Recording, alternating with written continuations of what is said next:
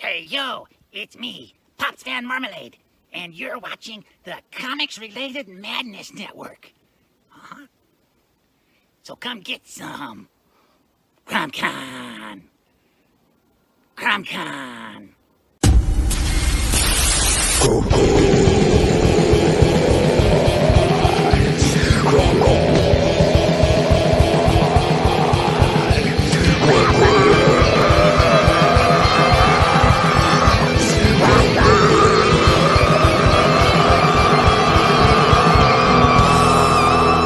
Come get some.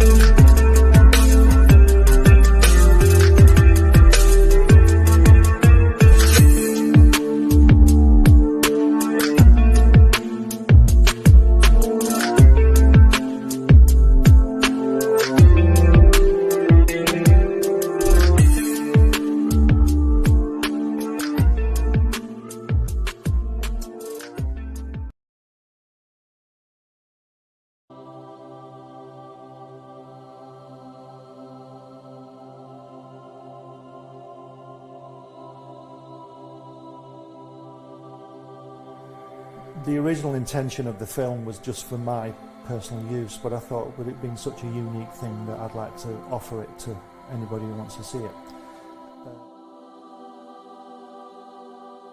Things like that. And it's just a unique film of him. He says, I beat you. He says, they say we came in under the dead heat. He says, that's not true because I beat you. And the American said, well, he says, if you like to think so, he says, but I know the real story. He says, I know I clearly won that one.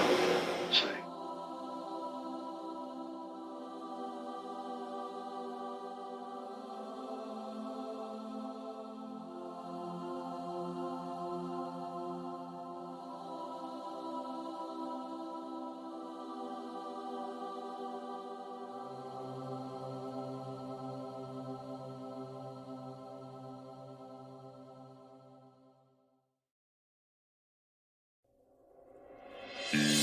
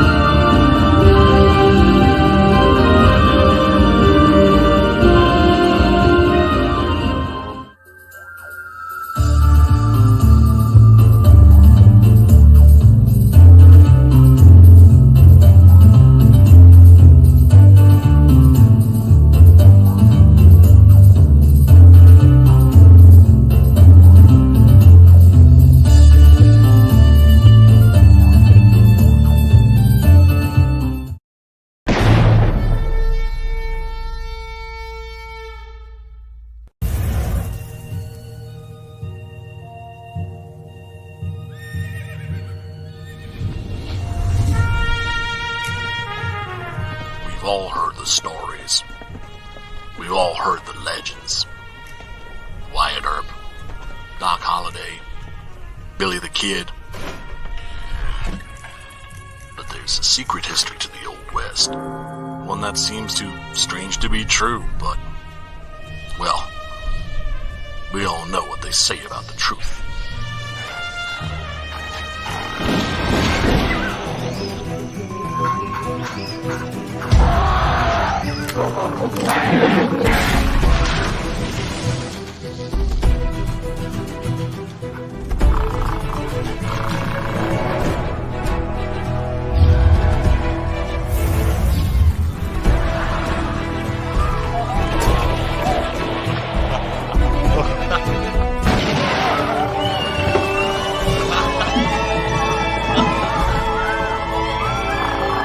Very big ape, very big guns, blowing very big holes, very bad people. I think the world is finally ready to hear the story of the strangest, the most startling Western hero of them all.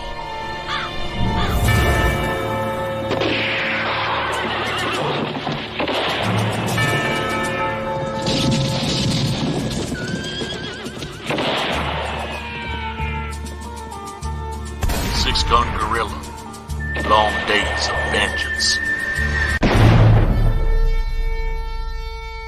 The sun peeks over the horizon. Your excitement builds. The animals in the field start to stir. The forest comes alive with sounds.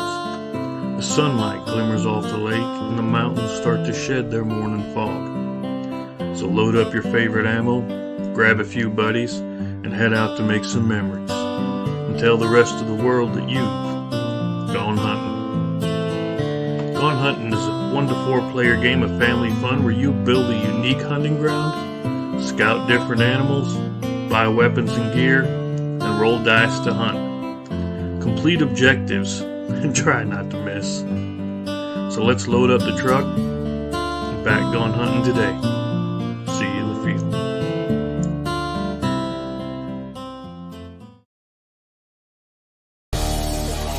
The Madness Comic Network and Comic-Related Madness proudly presents Monday Madness, featuring Pops and the Richness, and indie creators from around the world. Tune in to our content on Comic Talk with Pops Van Zandt on YouTube.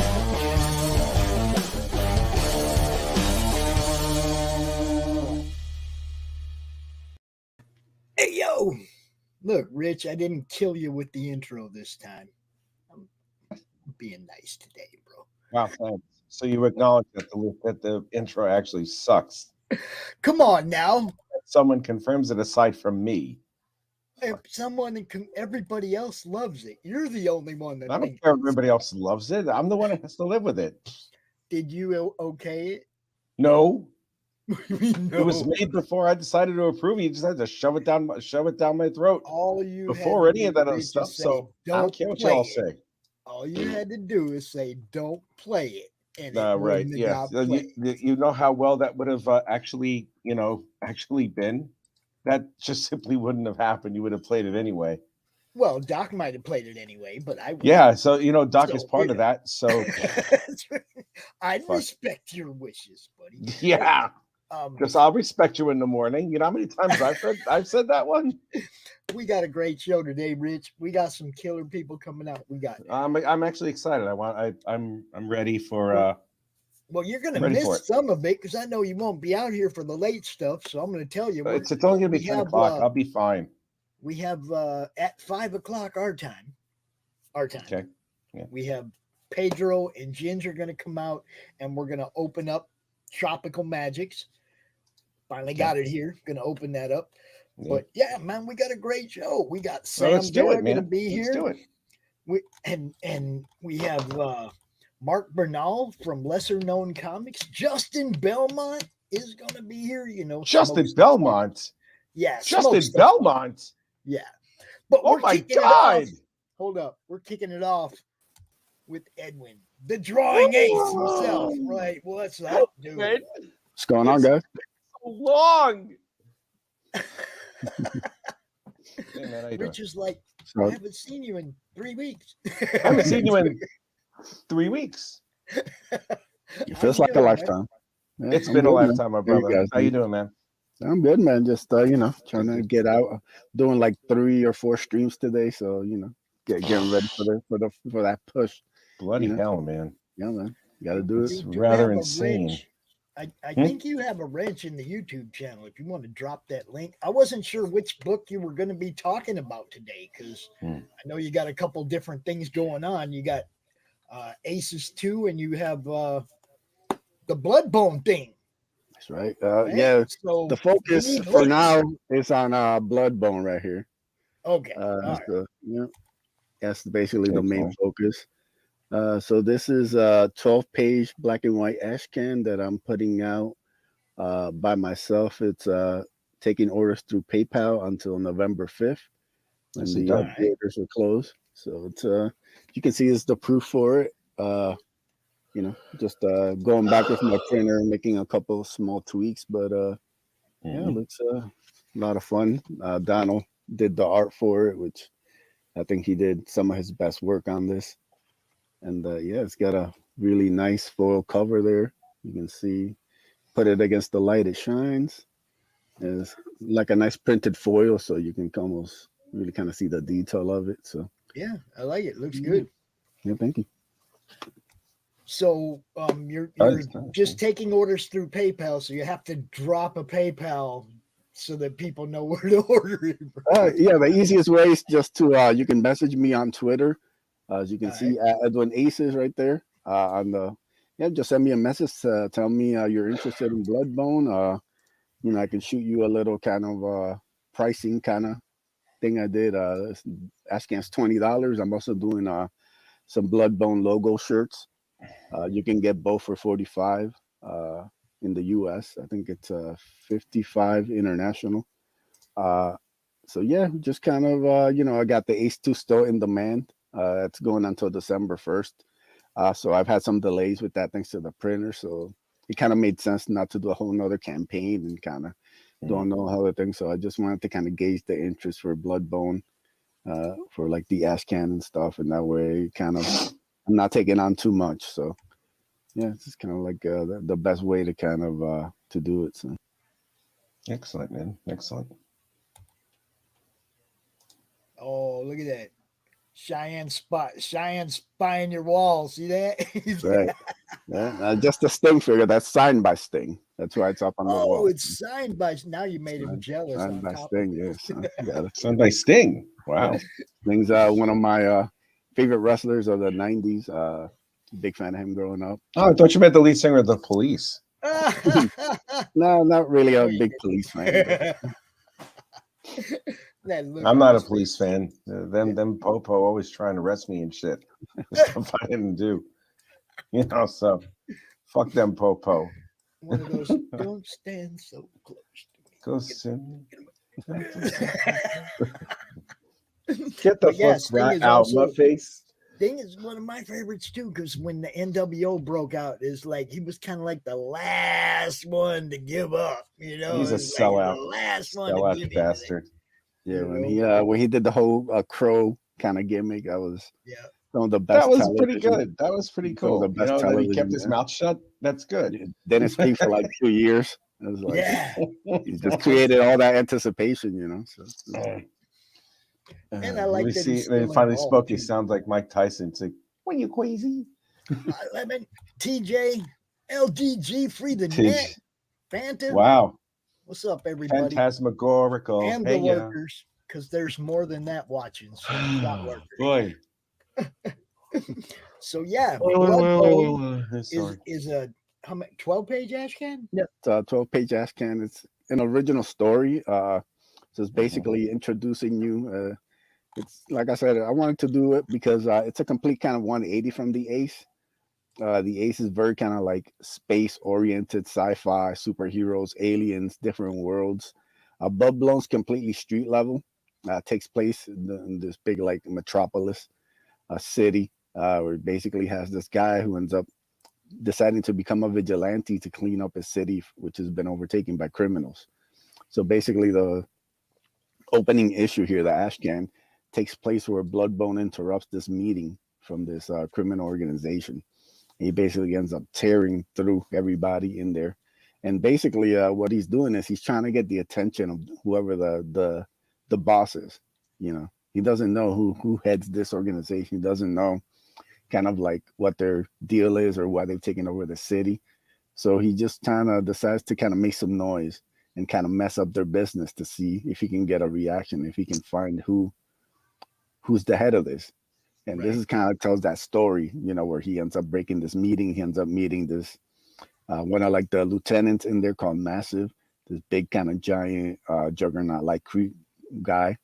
And yeah, it's like a fun kind of very action heavy, like, you know, it's just kind of pure action, pure kind of over the top violence and stuff. It's got some humor because Donald obviously drew it, so you know he mixes in some humor in there, so it doesn't take itself too seriously. Yeah, so just wanted to do like an introduction where I could just kind of present to you this little story, this character, some of the world, have it be completely action packed, and then you know once if there's enough interest, you know, to do like an official #1, we basically be starting off from scratch. But the Ashcan basically sets up the world. So you're already introduced to him, some of what he can do, some of like the criminal organization, and then we can kind of do a #1 where we can touch a little bit on his backstory and stuff. It's not gonna like delve too deep into it. Like I said, I wanted this to be a lot more kind of action oriented. So you'll be seeing him going on kind of missions and stuff and kind of dealing with different because basically after this, the head or the organization basically knows what Bloodbone is trying to do. So he ends up hiring out some people to like take him down. They're the 3 guys that you see on the cover. They're going to be playing a role in issue 1. So yeah, just kind of wanted to kind of introduce the world, do like its own original story, do the foil cover and all that kind of fancy stuff, and then if there's enough interest, do like a full #1 with like a new cover, new art, and all that, and just kind of go from there. Cool. Well, I like the Ashcan thing because, you know, I mean, they did that back in the day, man. You know, I mean, they drop it. I have some old Ashcans that were printed on construction paper, you know, that were like handed out at cons and stuff, man, like old ones. You know, it's like it's something. Do you have any cons planned in the future? I would love to. I know there's a couple.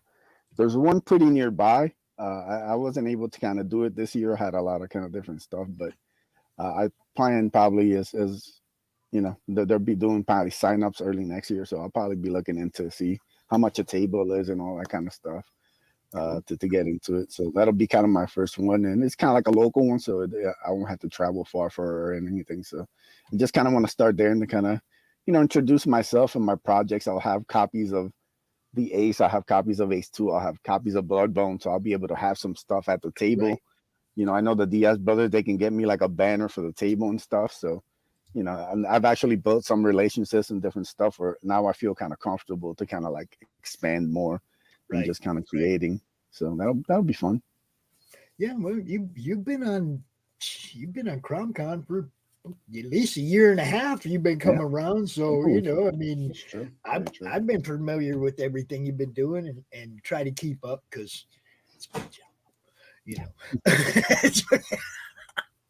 So let's talk a little bit about 2 because two's still in demand, right?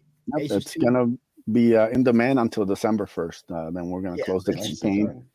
Yeah, so let's go ahead and talk about that a little bit, just because, you know, gotta sell it all, bro. Now, for anybody wondering, you know, I do have some copies in. I'm still waiting for like a big copy from the printer. You know, beautiful colors. You know, I think like I'm super happy with the way everything kind of turned out for this. It's been really frustrating because you know, I've been having like the printer delays and stuff, but you know, I've been able to send out some copies and stuff, and hopefully in a couple of weeks everything will kind of start being sent out more. You know, I'm sending out all the Slam buddies and all that kind of stuff. So little by little, Oh, trying yeah. to get to. Show off the Slam Buddy. He's over your shoulder over there. Grab him. Yeah, Show him keep off. keep him close right there. Yeah, so we offered these for the campaign. Sold out the first batch. I always love the little gun detail on the back. He's got the gun in his waistband. That's great.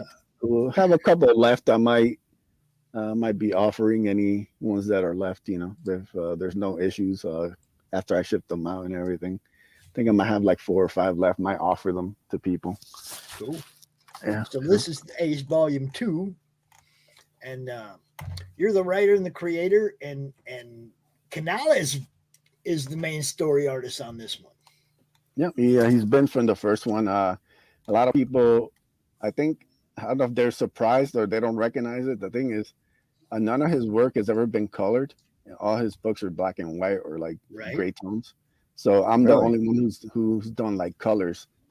So like I think people aren't used to seeing his stuff colored, but it's beautiful. Like how Comics and Alonso does a great job just taking his pencils and everything, just adding his own touches with the colors. As you see right there, that middle image right there, that's just beautiful colors. You know, kind of like a tribute. Page. Yeah, tribute to the X-Men with the yellow and blue costumes there. So yeah, man, so it's a beautiful thing. I think people are going to be blown away by his artwork and this look at that main story.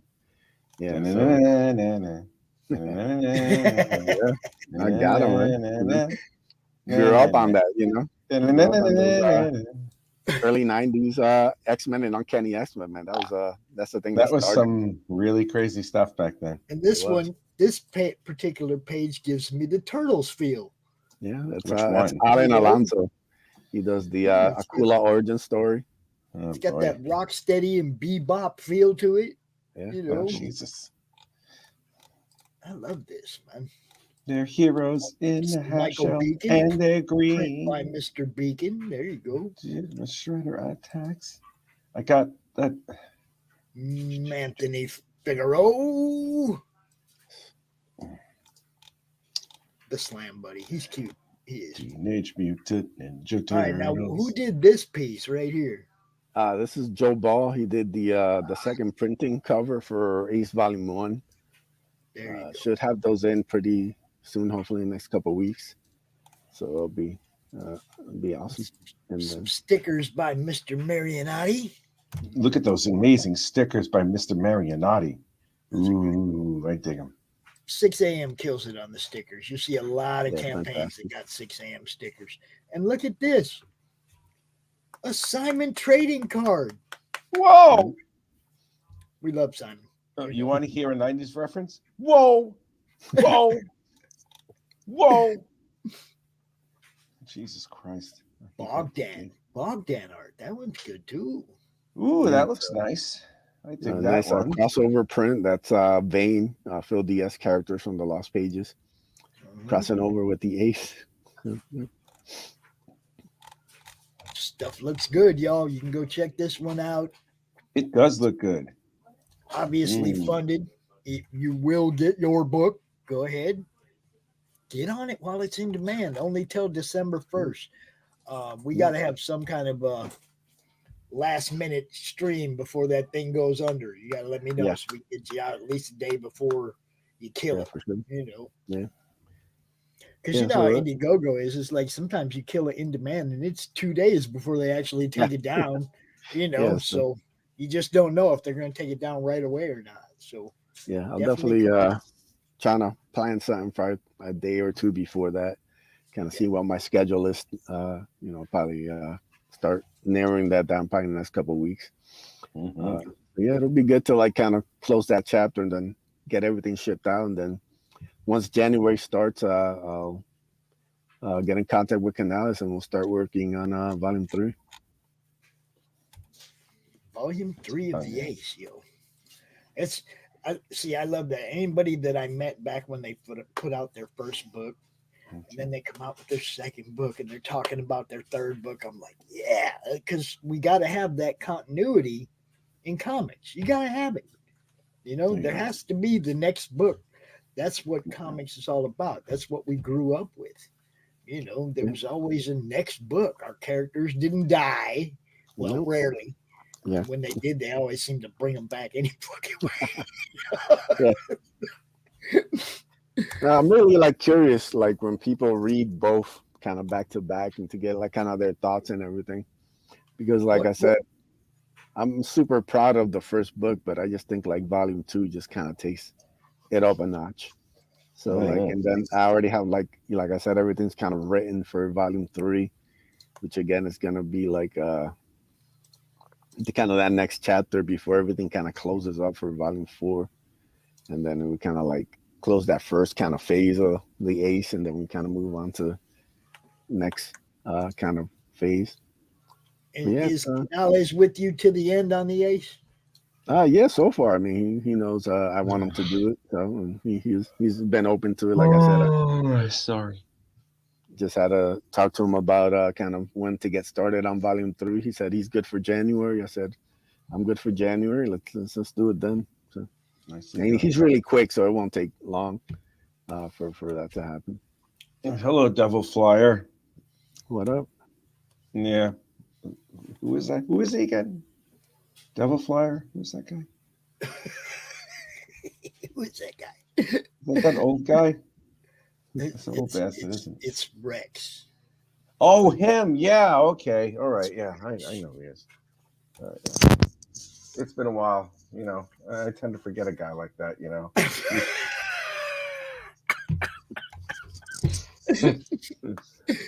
So, should we go ahead and watch this video? Let's watch the video. Yeah, let's do it. Okay.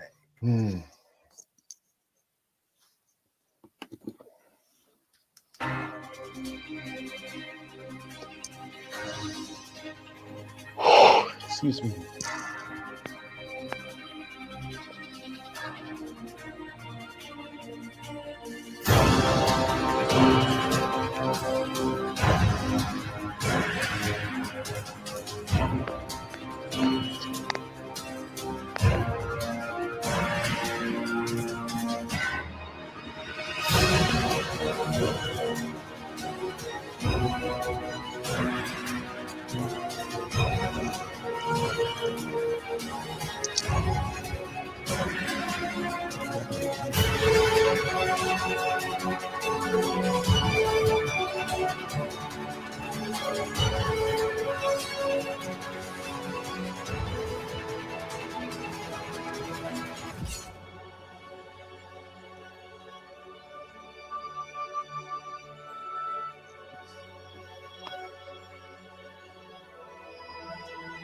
Jesus Christ.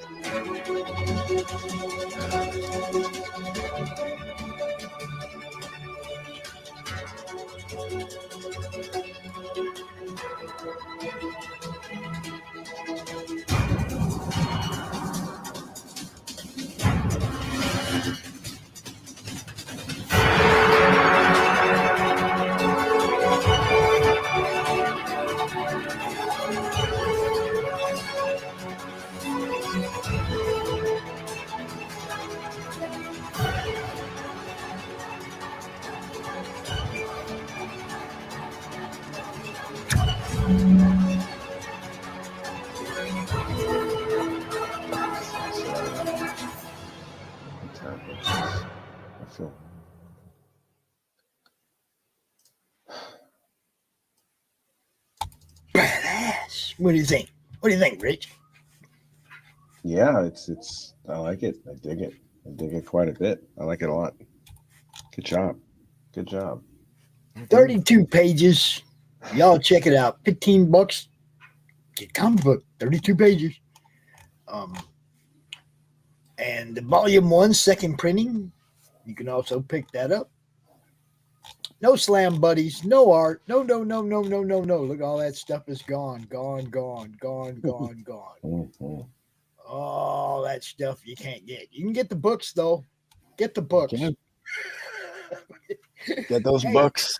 You know, it might not hurt, Edwin, to just throw something else up there at the end and go, hey, for all you late backers, we're going to give you this or whatever. Anybody that backs between now and the end, right?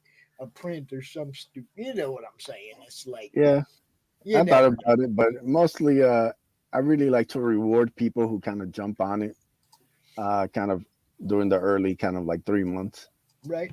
You know, like all the latecomers get all the stretch goals, so that's kind of like they went out. You know, stuff's already been unlocked, so they just back it and they get all the extras. But it's the early ones who kind of like still make adding everything to available. the stretch goal count? Do you have anything like at 8,000? No, it would probably have to be higher than that to kind of. Well, You know, I mean, you got 2 months. It's time to add another stretch goal, bro. You passed the last one. That's how you keep bringing them out. Like I said, it's more just like I like that first kind of 3-4 month push, and then kind of once it kind of hits that the number is what it is, and we just kind of write it down, and then we start the next one. So I'll try to do it a little different. You know, maybe I'll change it up for volume 3, but you know, the first 2 have kind of been pretty good. So if it ain't for broke, don't fix it, I guess. True. I got to send a message to somebody real quick.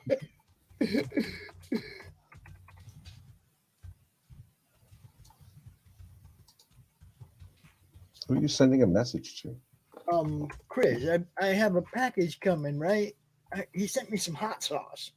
He did, huh? Hot sauce. Our guy from Laughing Rogue. He also makes some badass flavored hot sauces. And he sent me a 6-pack, right? And I've been waiting. And so I told him, I was like, man, everybody else getting theirs. Where's mine? And so I told him it still didn't come again today. So he sends me this tracking thing from the post office. And it says on the 17th, it was in White Pigeon. And on the 17th, it went right past 3 Rivers to Kalamazoo. And on the 17th, it left Kalamazoo and came to 3 Rivers. It's like it's been in the neighborhood all day, 20 minutes away, and it can't find our house. It's been in 3 different towns right here in our neighborhood that are all like 20 minutes from each other, but it ain't made it here yet. Come on, guys. Should have just went to 3 Rivers and went out to the house, not White Pigeon, Kalamazoo, all over. Come on. You don't have to send it all over the freaking southwest of Michigan. Just send it to the town it's going to. Wow. Yeah, it's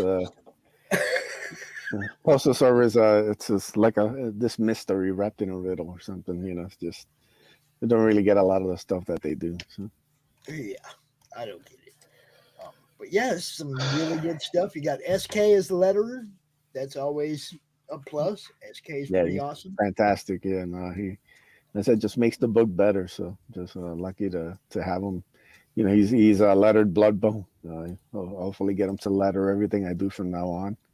You know, he's fantastic. Yeah. Very nice. It really is. I am impressed with what you've accomplished. Congratulations. Good job. Yeah, thank you. You are very welcome. You are very welcome. By the way, I'm interested in this hot sauce. I mean, can we get some like Ace hot sauce? What's going on? Like, oh man, he's got he made some for Laurie for her campaign, Path of the Pale Rider. What's the Scoville count on this hot sauce? Ghost peppers in it. I don't know. Ghost peppers? Yeah. I don't think he's doing a Scoville Walmart test at his house. He makes this right? But I mean, he actually got signed on by somebody. They're, you know, they have him like making hot sauce for their company or whatever. That's but awesome. he sent me a 6-pack. It is 6 different flavors. So I get to check them all out. And I'll let you know, because I lived in Phoenix for 35 years. The hot is the sauce. You know, I love hot sauce. So especially if it has flavor. It's not just hot. It's got to have flavor. Looking at my wall at the Ace drawing on my wall, I love it. It is a piece of my art collection. Thanks, Pops, you rock. Yes. Well, it shows I can read. I did draw once. That's right. You did. I know, that's I drew an Ace Freely for Cheyenne. He asked me to draw it for him, so I did. I don't draw much, you know, but and I told him, I said, dude, you're gonna have to wait till inspiration kicks me in the ass, because I'm not an artist. I don't just like pick up a pencil and draw every day. That's not me at all. I love you, man, but you are not an artist. No, I'm not. I'm not. And although I've drawn a few halfway decent pieces, you have actually. You've done a lot of really decent pieces, to be honest with you. I must let you know. Cheyenne asked me for an Ace Frehley, so And you gave her the Ace Frehley. Took me about 4 months to get the inspiration to draw it, but once I was that's like, great. I don't remember you giving me anything now. you know. And I remember that. Yeah. Oh, Never gave good. me I'm anything. glad. What's up, Jim O'Reilly? What's happening? He's even ignoring Jim, me. what up? Yeah, Jim's Hello, got one of Jim. my, yeah, he's got one of my favorite pieces for Volume 1. He did that Ace Kaiju print. Yes. Oh, he's amazing. Fantastic, man. He's gotta amazing. get him to do something for Volume 3 if he's not too busy. He's done some pretty amazing stuff all the way around. He did. I don't know if you've seen this, Edwin, but he did that Crom cover for us. Oh, no. It's the Steranko Hulk on my. Jesus Christ. Yeah, he only knows how to just humiliate everybody else because he's so effing good. I hate you, Jim O'Reilly. You smell like rotten peanuts. Oh, be nice, Rich. No, I will never be nice to that bastard. Only because he got out of your basement. That's right. If he had to escape from your basement, you'd still He have did. nice things to say about him. He got out of the basement. He went back in the closet where he belongs. Oh my God! Don't I protest? Q. Oh no! Hello, Q. Continuum. What's up? Mhm. We're looking at the Ace Volume 2 and Bloodbone the Ash Can, which are both available. Right. Yeah, So let me make that big. taking Blood- pre-orders check this Ash Can until out. December 1st. I mean November at that. 1st. Excuse me. Yep. It's only available for a couple more weeks. Anybody who wants to kind of know like the difference from that's Volume 2 back there. There you go. And that's Bloodbone. So So just hit Edwin up on Twitter at Edwin Aces. He will hook you up with that Ash Can. It's like pre-ordering right now. He'll let you just hit him up. He'll let you know what you got to send him, all that, which pay plan he uses, and all that stuff. Yep. You can also hit me up on Facebook. I'm Drawing Aces. You'll see the little ace helmet. That's me. And you can always message me there. And you can find him in the comic-related madness. So yes, you can. Edwin, I don't know if you know our next guest or not, but I have that bad habit of introducing people to each other. Do you know Mark Bernal from Lesser Known Comics? I don't believe No, I don't think we've crossed paths. Yeah, that's how I that. do not believe we now we have. before. Yeah. Yeah. What's going on, brother? Not much. I need some of that hot sauce y'all were talking about because I've had like this head cold for like 2 days. Oh man, right there, going by on the bottom, Facebook.com Laughing Road Games. That's the guy who makes the hot sauce. He's our sponsor. Awesome. Yeah. Oh, Jesus. He also makes some badass tabletop games and comic books. He's like, all around. Hey, when you got it, you got it. Yeah. Entertaining guy. I suppose so, yeah. Entertaining guy. Rich, are you drawing right now? No, I'm just putting shit. I'm organizing while you're talking and introducing everybody. I was just like, are you working? Not yet. I could if you'd like. You're always welcome to draw on our shows. I'm Rich. drawing shit right now, man. You don't pay. No one pay me for it. I'm not like a See what trained happens seal. when they- It's like see what Trey, happens when draw. they get a teaching job? Throw my fish. See what in my happens face when and they get a stuff. teaching job and they're like, no, I teach people to draw now. Shit. I'm having a hell of a time doing that, man. I love teaching. I love teaching these kids, but now I feel like I'm under scrutiny. It's like, am I doing the rubric the right way? Am I doing the teaching the right way? As in, like, should I use this method or the Kalinsky method or you the having a little Kazuki imposter method? syndrome? I'm like, what? Are you going through a little imposter syndrome up at the podium, Ridge? Not even remotely. The only thing is that I teach basic, like what I know. You know what I mean? Like every industry practice that I have that I've done for about 30 years. I'm like, well, this is really how you do it. Instead of like, let's go through the lesson and let's read all the instructions. Let's have a 30-slide PowerPoint presentation before we decide to create. And I'm just like, no, here's how you do it. And if you have a question, you ask me, and I'll tell you the answer to it. There you go. I'll show you how, and then you figure the rest of it out. He has actually told me that he has some very, very talented Got students. some really rock stars here, man. There's some of the people that's going to give all of you guys a run for your money. That's not a joke. You have competition from across the pond, and they're like 20 years of age, and like they're babies, and they're rocket like you would not believe. I'm surprised. The only reason why I don't show any of this, because they are still technically students of the school that I teach at, and if I do anything like that, it's a conflict of interest, and it's actually a form of abuse. Like I'm exploiting these kids, so I cannot do that, and I won't until they graduate. And once they do, then we're gonna put them to work. Oh, I'm gonna put them on this show. I'm gonna put them all on this show, and you're all gonna be like, "Damn, what are they feeding them there in Great Britain? Holy shit!" I bet.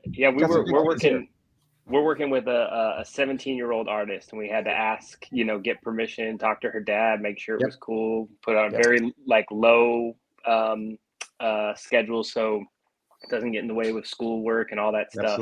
But these kids, but they have access to endless YouTube videos of so much stuff where they can get all this talent out there, and you have so much time as a kid. You know what I mean? But all that talent that all that input and talent you can get doesn't mean jack if you don't know what the hell you're doing. Yeah, you have to have some modicum of talent. I mean, you can go to the most expensive art school taught by all the masters throughout all of time, and if you suck, you suck. You're just you're gonna suck better at it. That's just about it, and that's the truth. You have to have some modicum of talent and some idea or understanding of placement of objects or creativity within your soul. If you do not have it, then no matter what you're going to do, you may get to a certain point where, I could draw, I could do something like that. But that there are people who can draw and there are people who create, and this 17-year-old you're talking about, God bless her, because if you think that she's good enough already, she can create at that young an age. That's hard to come by. That really is. And I'm happy that you're doing that, man. God bless you for doing that. Yeah, I think under her wing. You're doing a good job, man. Thanks. I think the big thing is that I got people who friends that are professional musicians. I knew them since they were kids. Like we were all kids together, and it was sticking with it. Was really but I know people who were really great and they ended up doing drugs and doing this and just kind of washing out. It's such wasted talent, right? And I know people who are doing stuff professionally because they just kept doing it every day, and they kind of sucked at it at one point, and now they're pretty damn good. They're getting paid to do it for a living. It's rare, I think, also to find kids these days that that understand that it's not going to happen overnight. They're going to put in some work. Those kids, they got their heads screwed on. Somebody's right by them. Yeah, absolutely. I think so too. But at the same time, it's like you have to have it or you don't. Mm-hmm. That's really just the general big gist of it. Whether it takes a certain amount of time to do it or not, you either have it or you don't. And a lot of people that I know have it to a mild extent, but it's only to that level. Some of the ones that I've spoken, like I just said before, we're already born with that type of talent. And I'm not saying that people can't hone it to a certain point, but they just hone it to a certain point. Yeah. So if you have that type of gift where you have that extra thing, it's like, there's oh God, I'm trying to use a baseball analogy. I'm trying to figure out a sucky player and compare him to Aaron Judge.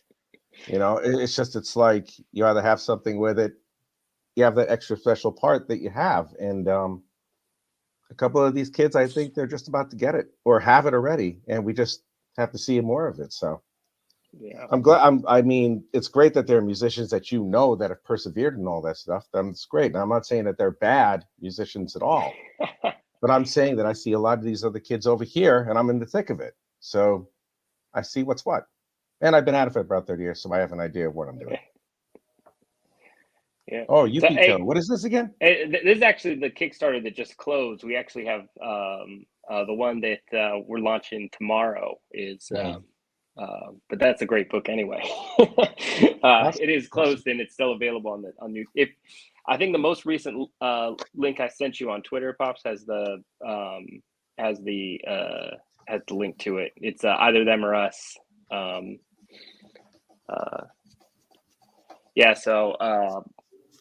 It's been nuts. I can't wait for kind of I call Kickstarter season ending, like, here in the fall, because I accidentally started a comic book company, in 2020, and like everyone and their mother showed up to start pushing comics out through lesser known comics, and it's been so fun, but it's run me ragged.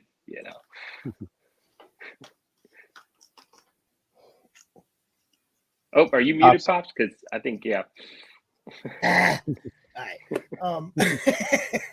Go ahead and introduce yourself. Give everybody a little bit of background and yes, please do so. The different titles, and then we'll go into this one. All right, because you got more than one thing going on, so I want everybody to know what they find when they go to lesser known comics. Okay, yeah. So Mark Bernal, like I said, accidentally started a comic book company in 2020. I was working with a couple concept artists to do some stuff for my own, and as we, I kind of fell in love with all three of them that I was working with initially, and then talent attracts talent, and other illustrators and comic creators started showing up and saying, "Hey, can I make a book with you?" Not knowing how much work it was going to be. I was just like, just like a dumb kid picking up hitchhikers, just being like, sure, why not, And so 2 years later, I think we got 20 illustrators and writers that we're working with. And most recently, I think we did one of my most recent books, Death Wish. We got this anthology. Put that back up there. Oh, actually, I should open this one up because it's a full cover spread. So this is my Mad Max meets Speed Racer book. I like it. Doing that with a guy named Kieran Quinn, just wonderful, wonderful dude. Then we kind of have these lesser known comics, number 1 through 7. These are short stuff into like the universe that I'm building. And I kind of created a sandbox for writers and illustrators to come in and, make stories with us, and also gives them like a practice place to do, because there's a lot of great artists out there, but not everyone is super skilled at sequential art. That's a whole different skill set. And so it's like, hey, do 6-10 pages with me, and then let's learn there, and then you can go on and do your your book, because you don't want to learn all the hard lessons on your baby or your opus, right. You can come learn them with the lesser known comics and the rest of that crew. So, nice. But yeah, I just drop that link over there. You guys can go sign up for this one that he's about to tell us about. Yeah, either them or us. So Franco Luna, he's done a couple books with us, and he's a tremendous illustrator. And he actually stops reading my scripts at this point, I would say. He's based out in Argentina, and because when I got that book back, he said, I changed the ending for you. We use the Marvel method. So I get the pages back, and I was like, this is not the ending. And he was like, yeah, it's better now. And I was like, I looked at it, I was like, yeah, you're right. Okay. So, but it's so refreshing, because the business end of making comics can just suck the life out of you, and so to have a partner that has the competence and confidence to be like, yeah, I know what you want out of this book, and I'm going to help you get there, and I don't need to ask your permission to do my job as a visual storyteller. Like, that's the kind of person I just love working with. So it's samurais and witches, but takes us up to 1980s Japan. We do a little bit of backstory of this samurai and witch rivalry that spans from the 1860s, through, World War II and the post-war reconstruction there. The story arc will take you around China and the Philippines and places like that. Being from California, I've always been interested in kind of East Asian culture as it hits places like California and South America and stuff like that. The illustrator, being from Argentina, there's Japanese influences that make it out there. Places like Peru is why ceviche is so damn good, But it's been really fun to work on, and yeah, we're going to launch it tomorrow. It's going to be a short campaign. It's only going to be like 20 days. And that's because I got to get out of the way for another creator that is going to launch on the 8th of November. So, we try and, because we want to close his campaign in time for Christmas so that I'm not, wrapping reward fulfillment instead of Christmas presents for my kids. Yeah, you got to be careful this time of year.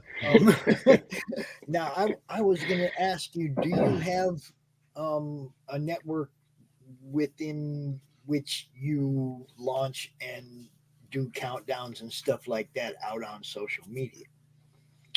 Not typically. So, there's a series of podcasts, that we tend to do. We discover a handful of them every time, like a new creator joins lesser known, that they may have an extended network that we don't know about. And actually, I think Doug Knight, he did that chiasm book with us. He came onto your show because I think RJ over there at Critical Blast. Yeah. So it's nice. It's nice to like kind of let it organically meet all these new people. I bring it up because that's one of the things we do on this network is launch parties where we come out an hour before you push the button, tell everybody we're about to push the button, introduce them to you, let them, you know what I mean? And then we push the button and we see if we can get some people to back it right away. And then we also do what we call a countdown where we come out the hour before it's over. And do the same thing. Last chance, everybody. Come out here and get it. It's like, it's part of networking. We find that we can usually sell a few extra books for you that way. Yeah, and that sounds great. And I my buddy Dan Price, he does an awesome book called Bigfoot Knows Karate. That's also live on Kickstarter. I just saw that. One. Yeah, he's a fantastic dude and the kind of person who gives you the kick in the ass where they say, hey, Mark, stop being so lazy. You need to start doing more comic book stuff. That midsummer, he kicked me in the ass at Houston Comic Palooza. And I was like, okay, I guess I'll do more cons and stuff. But yeah, he did I think he used Instagram Live for it. And every other creator that had an active campaign that he was buddies with, they basically did, they rotated, and I think it was like a 6-hour live thing, and that had a lot of success on it too. Yeah, we do. So I got to look into that. Of course, we do our main event at the end of the month, CromCon, where we just are out here for 2 days for 12 hours, highlighting everybody, and you just bring everybody out, do the thing. It's like an online con. That's what it is. We're about to do our 30th one next weekend. Awesome. 30th month in a row. We have not missed a month. Fantastic. So, you are more than welcome to make your presence known in the madness, man. We encourage people to drop the links for their books, especially when they're active or like this one in pre-launch mode. We want you to sell books. That's what the madness is all about. It's a networking and promotion site or page or group or whatever you want to call it. It's a group that we want you to promote yourselves, and we want to help you get seen. That's what we do. Yeah, I really appreciate it. One of the things we do too is whether people publish with us or not, we also make ourselves available to. I mean, I wouldn't say we're Kickstarter experts, but we definitely know pitfalls for people to avoid. Because there's a lot of good books out there that sometimes just don't fund because they don't know how to make the social media algorithm work for them, or they just haven't been, illustrators and creators tend to be not the most outgoing folks, so it just takes sometimes that initial nudge to get them, into the right sphere of folks that can help them, achieve what they're trying to do. Awesome. I always say, people, don't be a stranger. If you got something and you want to use our megaphone, it's open for everybody too. That's a two-way street. Yeah, that's what it's all about, man. It really is. The more people that see what you're doing, the more chance they'll like it, tell somebody else, etc., etc. This, like right now, we're broadcasting to 8 different places. So, you're on Twitch and Twitter and YouTube and Facebook and, a couple of multiple places on some of those platforms. I'm trying to build something that's going to be bigger than your average shield site or whatever you want to call it. It's like we got lots of different shows now, a couple different draw streams, all kinds of different stuff going on. If you ever decide that Lesser Known wants to do a weekly show, I got you there too. I got a network you can bring it to, bro. So, all right, we'll definitely keep in touch about that, because that's something that it is so hard with the different platforms, right? And people who have it figured out, God, kudos to them for knowing how to make all this shit plug in together. Well, see, I'm being coached as we go. Now, one of the other networks that I've aligned with, they actually go out to 18 platforms worldwide. That's great. So yeah, I'm gonna be friends with them, and we're gonna align with them and learn what we can from them, and hopefully between the two of us, we're gonna build something even bigger.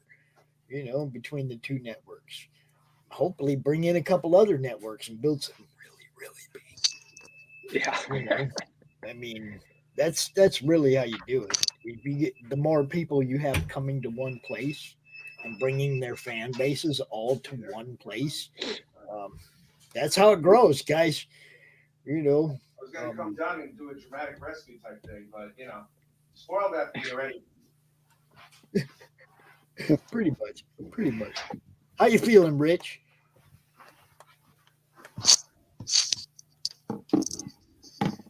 He don't know. He could be falling asleep. He is in the future. He's way in the future. He's in the UK. So, Who, me? Yeah, you. No, I had to check on a fire alarm.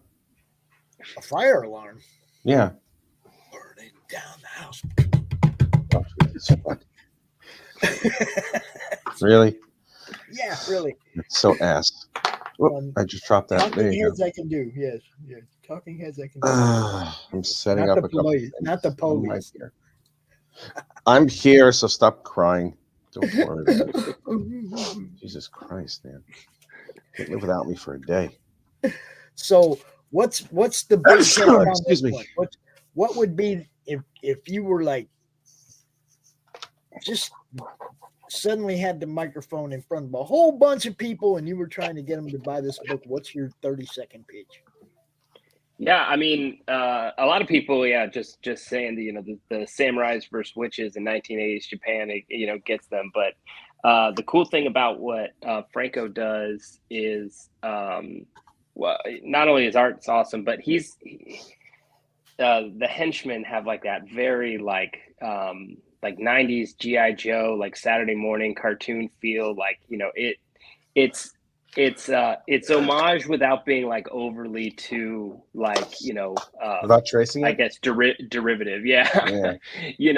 And I'm like, why, just the little things. I'm like, why do I like these henchmen so much? He's like, yeah, because their walkie-talkies kind of look similar to the ones that Cobra uses. And I'm like, oh, okay, that's why. And in addition to that is I don't actually write any of the action scenes. I tell him, it's like pro wrestling. It's like you have the people on the fight, and then they tell you the outcome, and that's kind of how I do it. And I didn't know you could impale somebody and stick them to a wall with a giant grappling hook until I told him, hey, there's going to be a raid sequence, from a helicopter.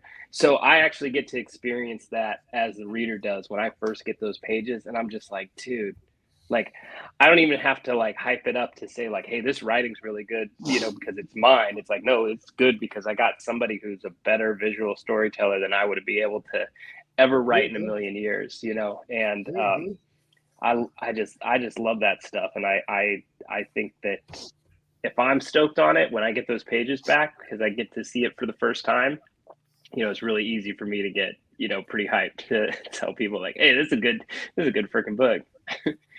Cool. Well, see, that's what I want to see. I want to see the passion in the creator.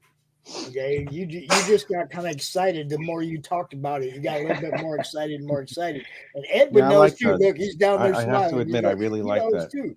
You Yeah. know, we want to see that passion. When we see that, we know you love what you're doing, man. Well, you kind of have to have it in this type of business. Yeah, well, you know as You well know? as I do, Rich. There's some people that don't, man. Well, then that's on them. You know, we'll Yeah. just take the rest of it. I don't care what anybody else thinks. I mean, I just If love you really seeing think that, I come mean, out. like, if a person has no desire or any type of like creative juices within them in there and they're doing it strictly for the money, then, you know, that's on them. That's not real comics. Sorry. That's Yeah. kind of where, that's kind of where the axe falls. It's like, are you doing this because you love doing this and you want to put a great product in the fans' hands and have them come back, we want more? Or are you just doing this because you want to see numbers on a campaign? I mean, Oh man. I'm I'm gonna I stop want the talking. fans I to know ask me. for more. I'm just gonna. You already Yeah. know how I feel, Pops. You know, so I- I'm just gonna shut up. Well, you know, I'm just gonna shut up.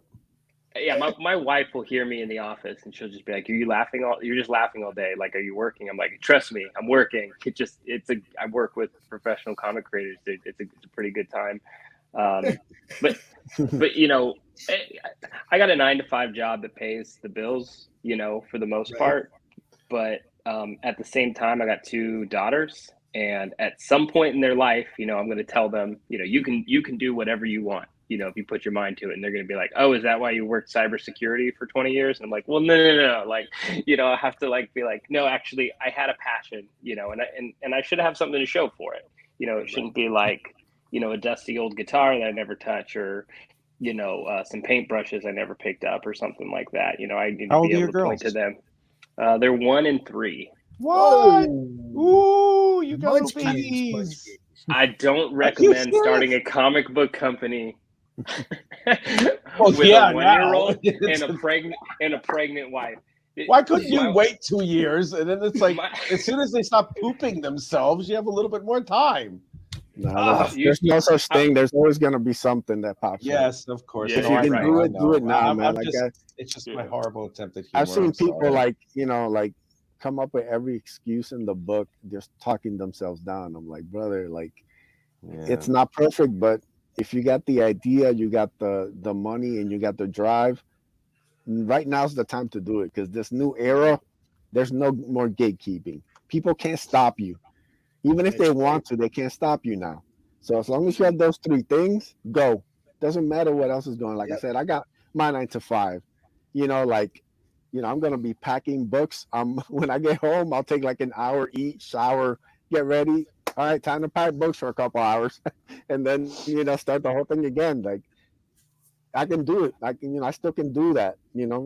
I'll be tired, but not tired enough where I can't. So I got those 3 things. I'm excited about the work that I do. I plan on doing more until I can't, and I physically can't stop. That's the only thing that's gonna stop me, is when I physically cannot do. Then I'll be like, all right, well, I had a good run, and it's time to kind of maybe sell some ideas to somebody. Maybe they'll take it and run. But I want to do this, man. Like I said, I didn't think I'd be starting comics in my late 30s, when I wanted to do them at 18. Right after I graduated high school. That was my dream. 18, go to the Kubert school, go do all these things, and then nope, it was like late 30s. That's when I started my comics. So there's nothing wrong with that at can't let all. anything stop I you. started as Gotta an go. inker. If Gotta you'll go. excuse me, I started as an inker over at Marvel in my early 20s, and I did that for about 10, 12 years. And then, but that's all I was, just an inker. And then I became an inker again over at DC Comics, and I'm like, okay, I reached this mountain. That's it, done. And then in 2013, I started penciling, and I got paid maybe 1/3 of what I had for a rate, but I really didn't care because it's something that you love, and I got to where I am now. So I'm like, you don't lose that passion ever. You don't lose it. It just stays dormant, and then you just start it up again. That's all. I just heard that same from Edwin that I heard from Mark right before that. It was like he started getting passionate. He started, yeah, man, this is what I love to do, and I'm going to keep doing it. And now we got another guy here Oh, no. Hey. who took his dream to a con. he took his dream to a con. I'm gonna let him tell the story, but this is one of the most unique stories of how you get a comic book done than any that I've ever heard. It's like this is a total. It was a shot in the dark, right, Justin? Oh yeah. You don't know what to expect when you do your your first campaign. Well, no, I mean how you ended up getting the person in question to even write the book. How you got this dream rolling forward. It was a very unique way to begin the production of a comic book. Oh, you want to know how I got with Mike Barron? Yeah, that's how it began, right? I mean, yeah, well, it began when I was 15, and when I started 15 or 16 when I began smoking weed and getting into comic books. Yeah. That's where it actually began. And then, oh my God. That's awesome. Like he had an idea. Holy shit. Oh man, that's dope. I dig it. He had an idea and he approached. Oh, hold on. We got to say hello to Mr. Brian Christgau. Oh, what's up, Brian? Hey, Brian. What's up? Brian, what up?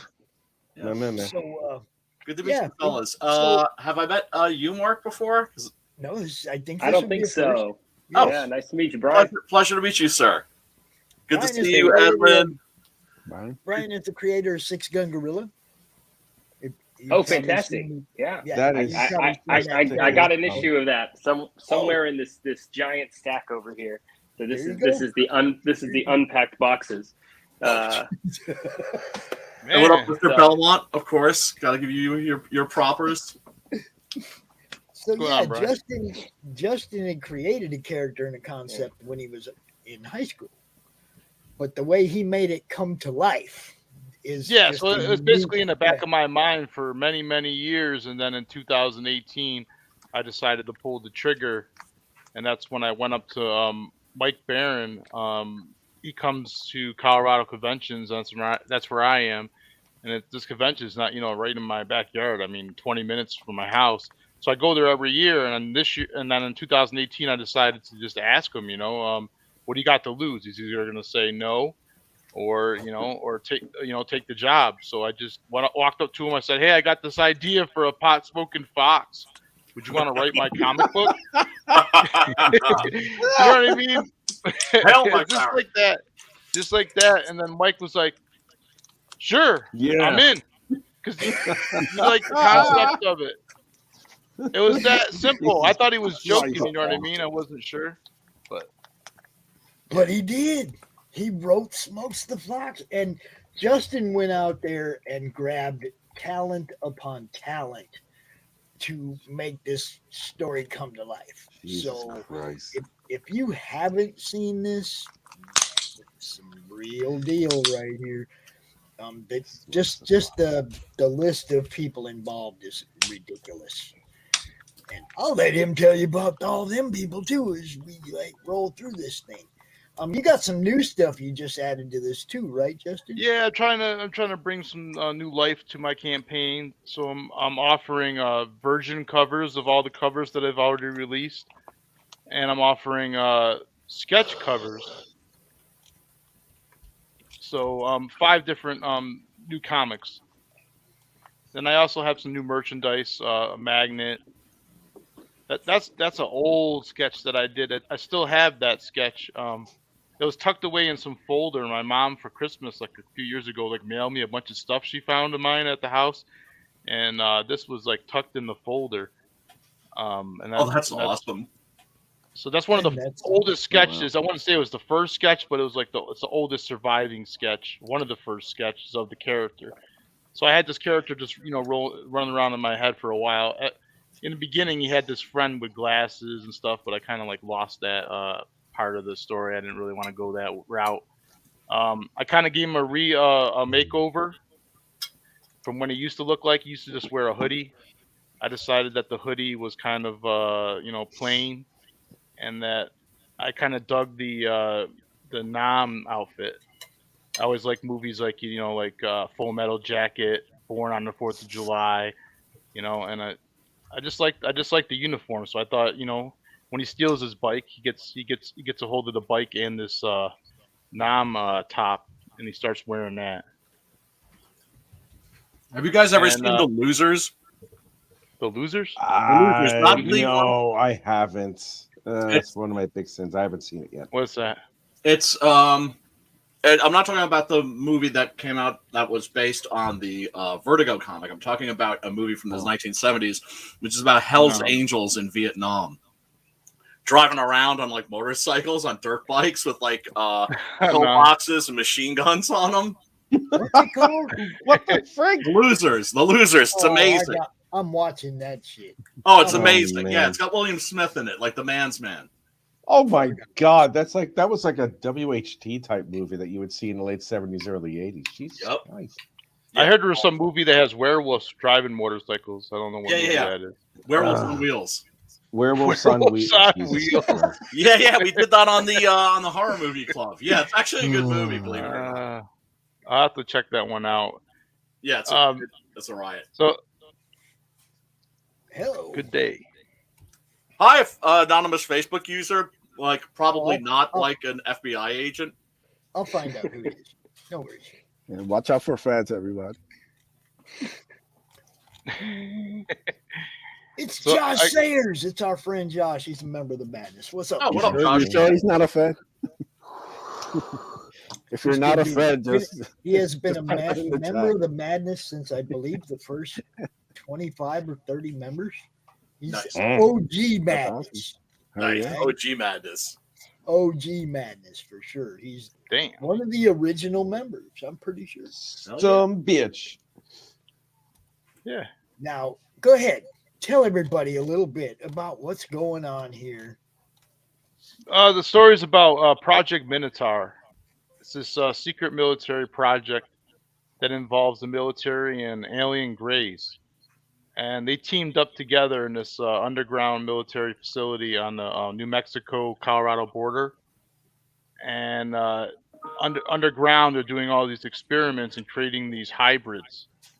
And Smokes is the most intelligent hybrid that they create, but he's not the strongest, so he's not really what they're looking for. They also end up creating some others, and another one is Cheney, that werewolf guy you see up there on the top. He's not your typical werewolf where he transforms, by the moon, full moon. He actually is always a werewolf because he's half human, half wolf. So with the alien technology, they're able to create these hybrids. And Smokes is so intelligent, he actually escapes the facility, and then they send that maniac werewolf after him to eliminate him before he's exposed. So that's kind of how the story starts. Mike Barron, Smokes is on the run, basically. Smokes is on the run. What I'm wondering is how does he develop his love for the Ganj? That's his first appearance right there with the Ganj. Yeah, he basically runs into some campers, and they fall asleep after eating some munchies because they got really high. And then he just goes in their tent, as you can see right there. As you can see, Jesus Christ, the superior into like the genetic amalgamation of everything. He freaking smokes weed at the end of it. This is awesome. Yeah, oh my God, this is the greatest thing known to man. Holy crap. Love it. And he delivers. Oh, and he delivers. Oh, yeah. Hell yeah. Hell yeah. It counts for a lot. So nice. That has a whole bunch to do with it, y'all. Yep. You know you're getting your books, people. Yeah. You're gonna get your books. Yeah, as of today, actually, all orders have been sent out and delivered, except for like the new orders that I got in the last couple of days. But all the rest of the orders have already gone out. I did all the fulfillment myself. It's all done. So everybody's got their books at their house now. Awesome. Yeah. That's a great feeling, ain't it? Yeah.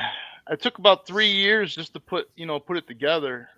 And then another couple of months to do all the fulfillment, because I had to go to Mike Barron's house to get the comics signed and my artist to sign them. Oh wow! To get all the signatures together. So those are the last orders that went out. Man, that's awesome. It is. That's really cool. Look at this number, yo. Yeah, and all backers get both these books. Tim Vigil and Kyle that's Ritter. good.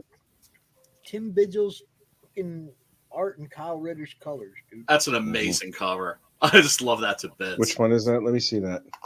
It's I Tim gotta blow Vigil. that shit up. What the hell? Yeah, it's the Splatter movie cover. Oh, good Christ. Werewolves Yeah, do not nasty, play yeah. basketball, people. This is what they do to people. Yeah, there are some that do play basketball. There are also some that make quiche. You know, The stuff Vans. those are the progressive beta werewolves. You know, it's like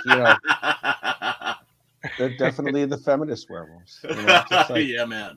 I think women are superior in every way. That's why I Yep. want to make quiche for my beloved, lovely honey bunny. Bitch, get back into the garage. I love this. Look at this. This is just so. Yeah, that's my man, neighbor this is actually just drew this book. insane. Yeah. His neighbor is his artist. Yeah, and I didn't Wow, even know that's when I convenient. hired him. Is Yeah, that I the didn't one even that know got that. visited by UFOs? No, Rich, he hired the guy No, and he's found not. out he lived down right across the street, like 100 yards away, not even like right there. Yeah, that's really convenient. Well, at the very least, the guy can't make any excuses like, "Oh man, I can't do anything. I'll be late." Yeah, you're full of shit. I'll just walk out of your house in a couple of minutes. Yeah, I just brought a bunch of a box of comics over to his house and just signed on his front porch. You know. That's nice. That's convenience for you. Holy shit, that's awesome. I love this. I really love this, man.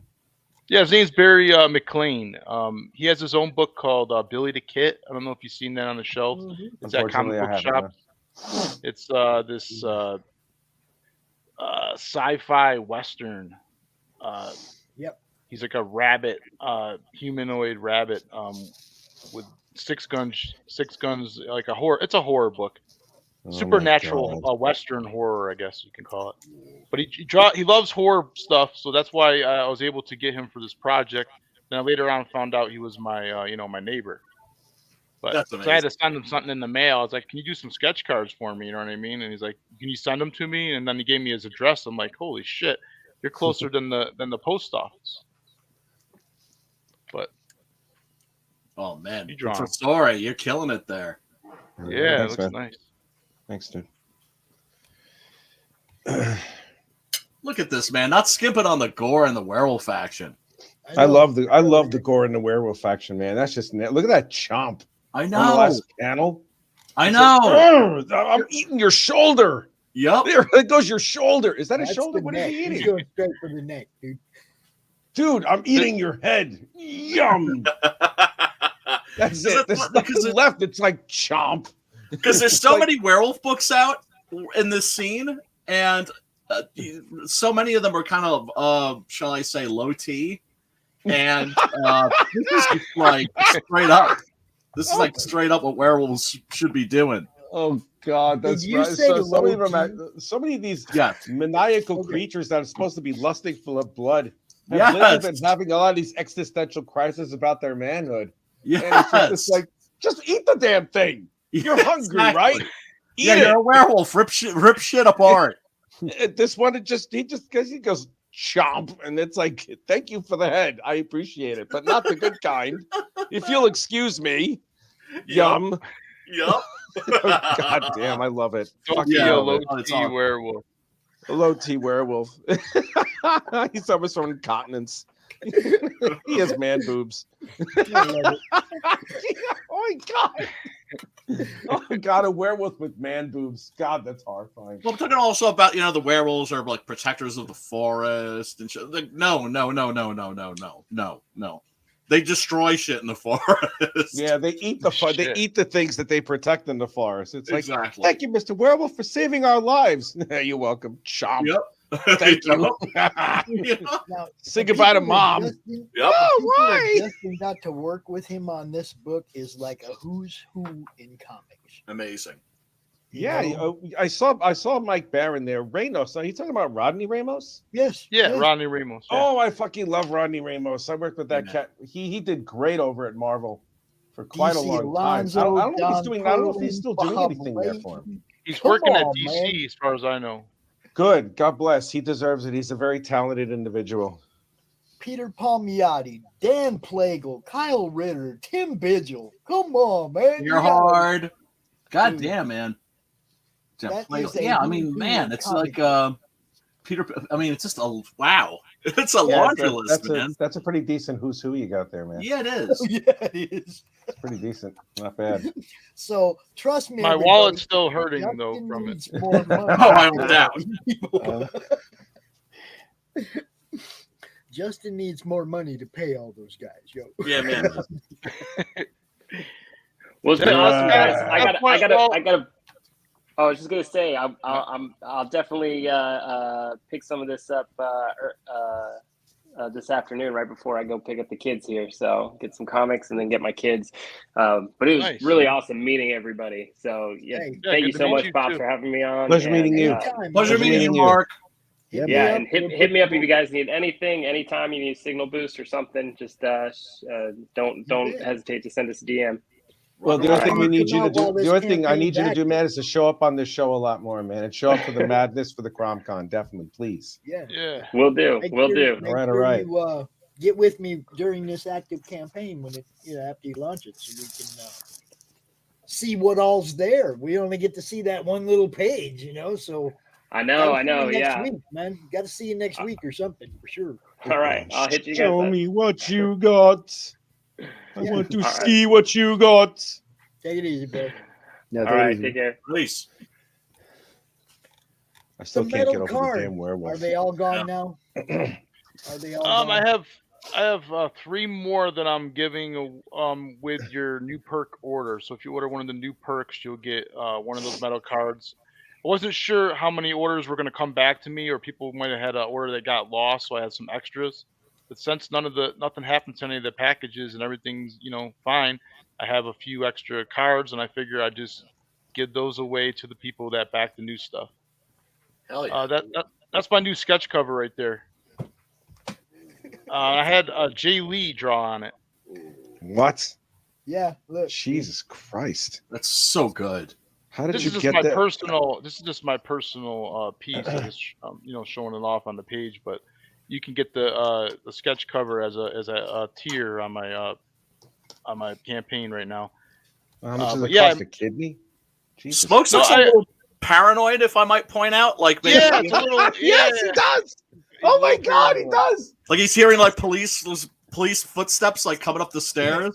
Ears are back. Yeah. He's like listening. Anybody coming? I'm gonna hit this ball. He's having auditory hallucinations for sure. Jesus So you can Christ. get sketch covers. You can get signed original art. Is that traditional pencil and inks on that sucker?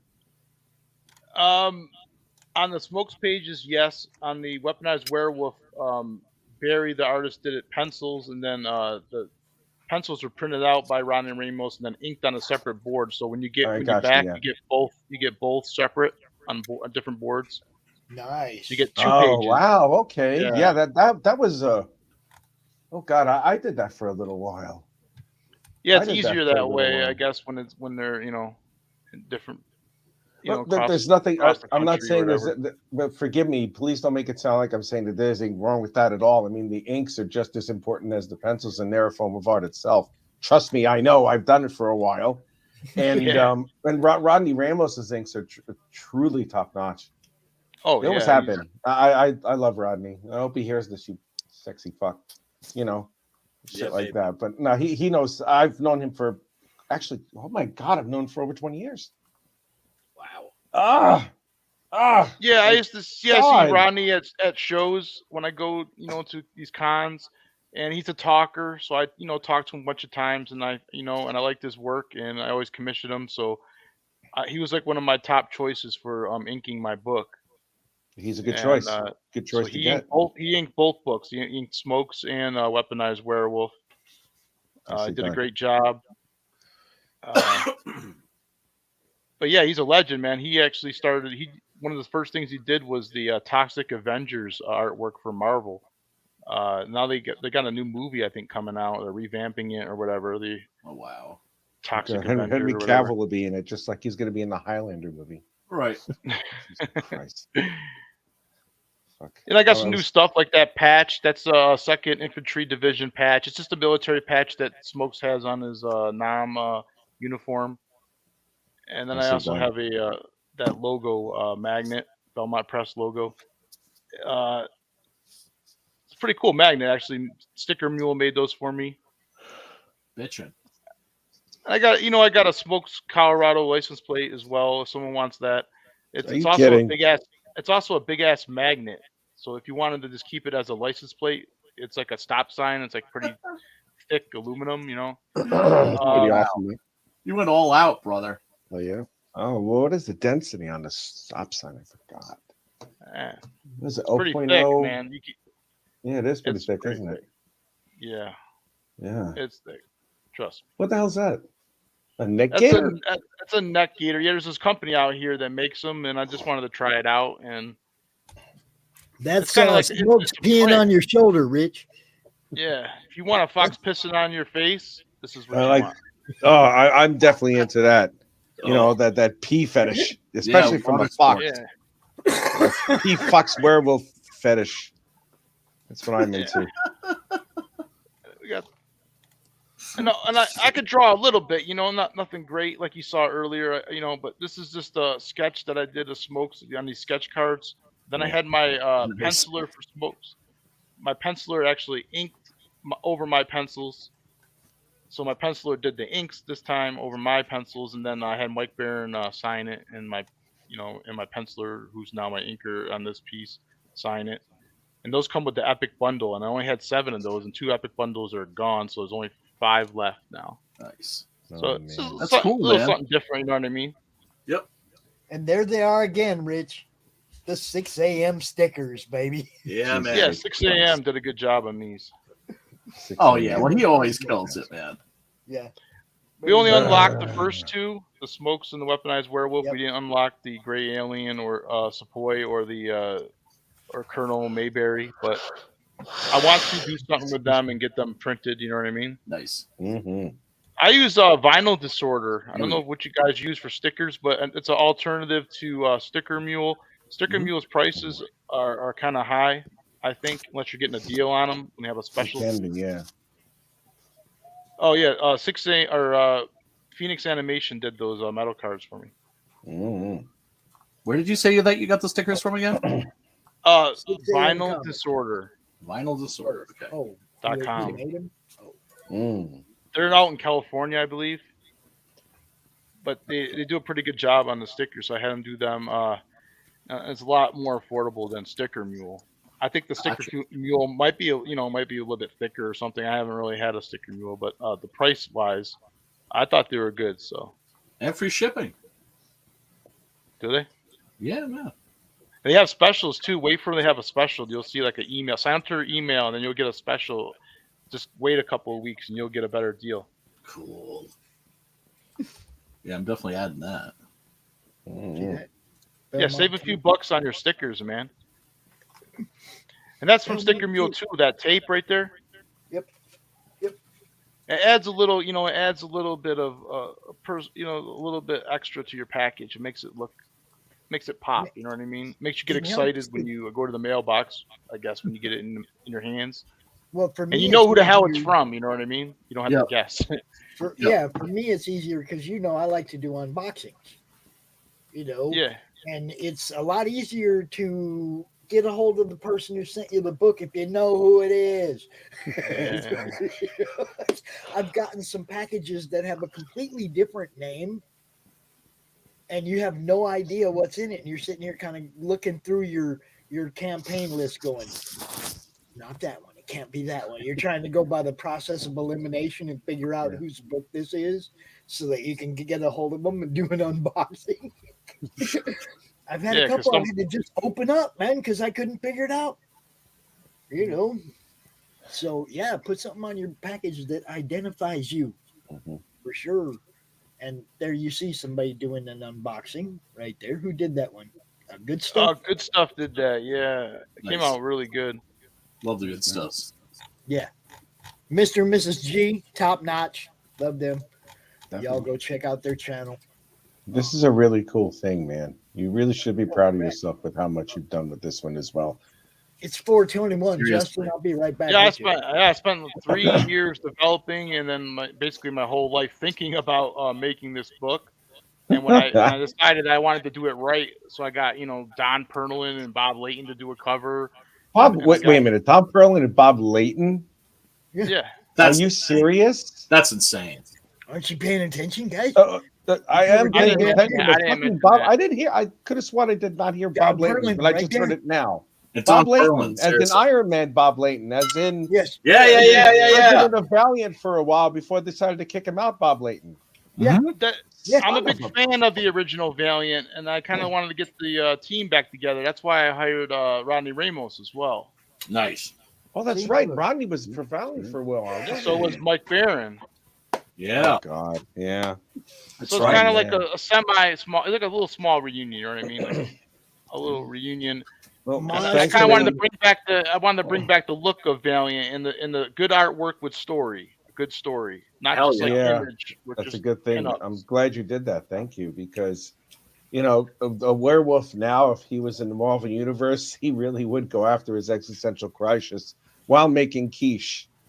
He would probably do that at this point. Well, I think he'd feel really horrible about like being like a white male werewolf, and that maybe like he might need to get like pegged to like drain off some of his toxic masculinity or something. I know, right? I would think that he'd have to like get into a little bit of that. Like he'd have to like have some echinacea with his tea or some shit like that. I mean, with lemon. Don't forget, have to have the lemon and everything, and he is going to go to one of those sensitivity trainings that we all really want to do. Without a doubt. Yeah. He's going. Oh, and he has to have that Impossible Burger and love it. Impossible Burgers aren't that bad. Beyond Burgers are actually. You just ruined it. All right, you got to go. Cross the line, bud. All right, guys, I gotta get out of here. But it was good seeing you again, man. Yeah, good seeing you, brother. Good seeing you. Make sure you do it again in a couple of weeks. Man. Pop out here when you're ready to. When you have some that are done, printed up. You want to show them off before you start shipping them out. We'll have you on again. Yeah, man, definitely. Cool. I guess. Yeah, good seeing you, Edwin. Peace out, brother. Yeah, seriously. It's always good round here. It's always good. Good people. Most definitely. Yeah, I just had him on my show too. That Bloodbone looks nice, man. Without a doubt. It's got like a 90s style right to it. I like that.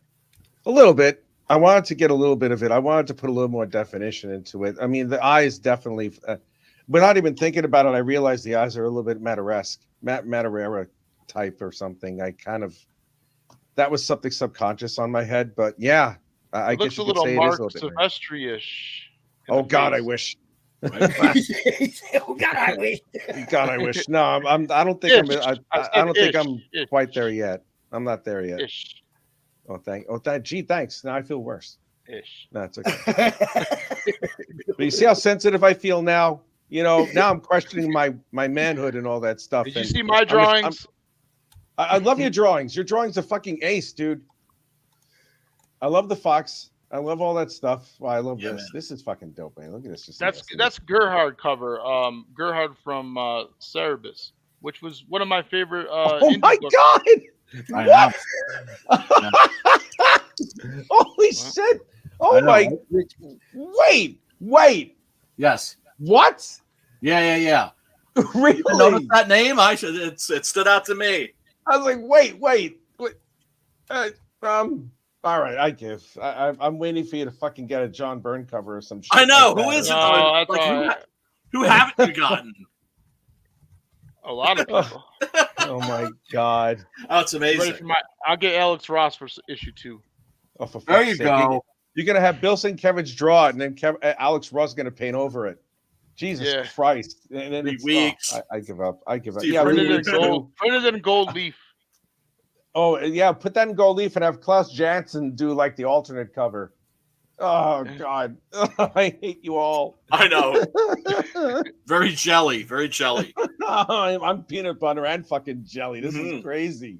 That's just nuts, man. How did you get that? I'm glad you did. I'm glad you did. We don't see quite enough of these artists anymore, to be honest. What's that? True. We don't see quite enough of a lot of these artists that you have here anymore. Not all that much. It's true. Because it's he's more our generation. You know what I mean? He's more of our generation, which by no means is any less significant than the newest generation of comic artists. But there's a whole. It's like, I don't know. It's a different dynamic. The way that a lot of comics are put out these days. It's something different. Maybe I'm just talking out of my ass, but I mean, I really feel that the comics of the time of the 80s and the early 90s, right around that time, were like the meat and the guts of everything. I mean, you had your most powerful stories. I mean, you had the death of Jean Grey. You had Crisis of Infinite Earths. You had Secret Wars, drawn by Mike Zeck, who is just outrageously good. Yeah, man. And you have so many of those other I mean, even the rebirth of Superman when John Byrne took it over, he really added an extra flavor to Superman, like made him not quite as powerful as they used to be, but there were points where the writers would be like, oh, Superman just sneezed and the whole galaxy's going. You know, it's like, all right, that's enough, you know, enough silliness. Yeah, but, and of course he also had the 80s. I'm sorry? I want to play the trailer real quick. Yeah, go ahead, please. Sam's here, and we got to... what up, Sam? Do our thing. Nice to meet you, sir. What's up, everybody? Pops, I am going to get going in a minute or two because it is 9:30 here, and I'd like to make myself a little bit of dinner. Was there something I said, Rich? No. It's I have to get fingerprinted for my DBS exam for the DBS, which is a background check here, so I can keep teaching here in the UK, and then I have to find out tomorrow if I'm going to be sponsored for my visa. So, and I got to start the day super early. My brother used to be a teacher in the UK. I'm sorry? My brother used to be a teacher in the UK, and they bullied him so bad he never wanted to teach ever again. Wow. Sorry about that. So watch yourself, man. Watch yourself, Professor. You might want to carry a shank with you. Give me a break. I'll smack those boys. Smack them little London boys. Break them off something proper. No, I'm going to wet you. Wet me.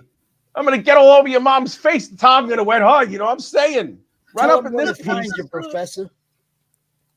Look at that shit. I do that in what? Fucking 20 minutes? Eat my dick. Hey, man, nothing's more unbecoming than false humility. He is. I know, right? I don't have any fucking humility. Sometimes I don't. There are times when I actually do have humility, a lot of times. But there are times when I'm like, you know what? Fuck you. I did this. Exactly. Give me a little play this trailer before Rich goes off the deep end. Hold on. I know, right? I got to get going so I can fucking eat something and then sleep, maybe. All right. Good night, bro. I'll talk to you cats later. Everybody, it's great to see you again, man. And I'll catch you guys on the flip side, all right? All right, later, Peace Rich. and love, Rich. I'm at peace. Yeah, this book looks so damn good.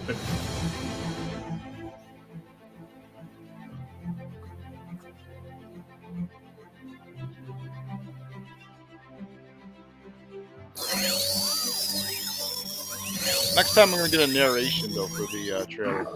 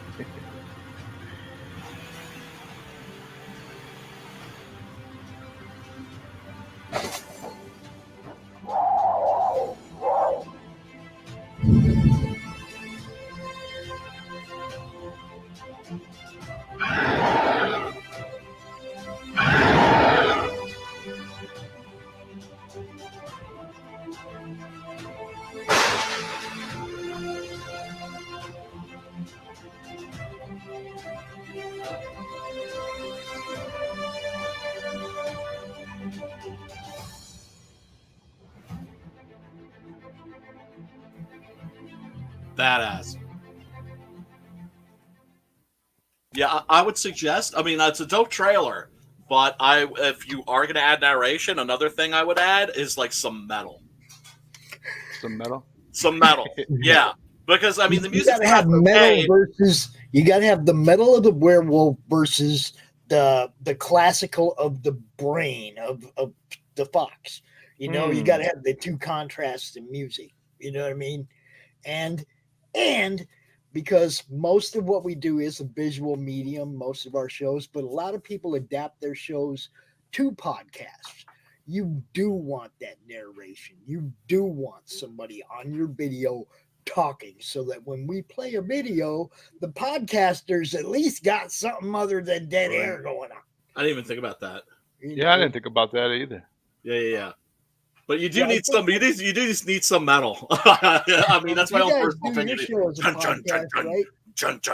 just did a promo where I added metal to it for the new stuff that I just put out. Sam, so you guys do your show as a podcast, right? Yeah. Yeah. See, so you got, it's like kind of. I realize what we do is a visual medium, but in the hopes of selling some books to the people that are driving in their car just listening, give them something. Give them some, so there's, give them something on that trailer. That gives also Sam a reason to play the trailer and not edit it out of the podcast. Correct? I don't do any editing anymore. Somebody does, right? Yeah. Just the editing. I just do it live. We record live, There and you go. the There editing you go. See, that's me. time. I don't have no editing skills, man. It's like I don't do recorded stuff. Brian sends me his recorded stuff to play, like the Horror Club's show. We start playing that on Saturdays, just because we didn't have anything on Saturdays. I mean, we gotta have something on Saturdays, right? So, did real good on Saturday this week, Brian. I'm just saying. Nice, good, dude. I'm happy to be of assistance.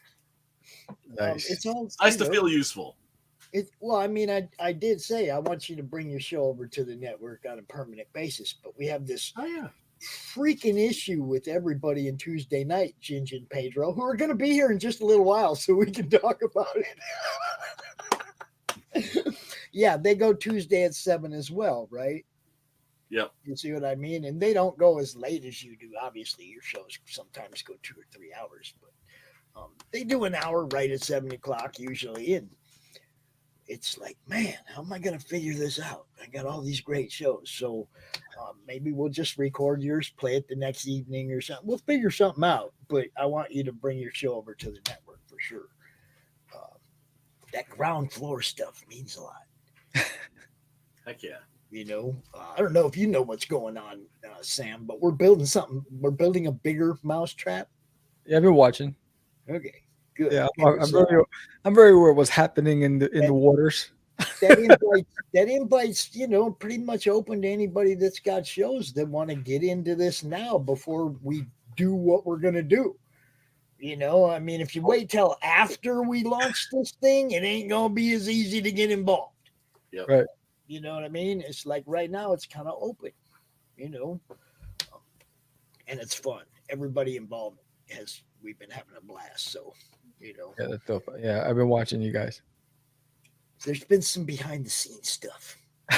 Do you know the guys from the Darkening Network? Don't know. The Darkening Network, they have like 40 something recorded shows and I think 13 live shows.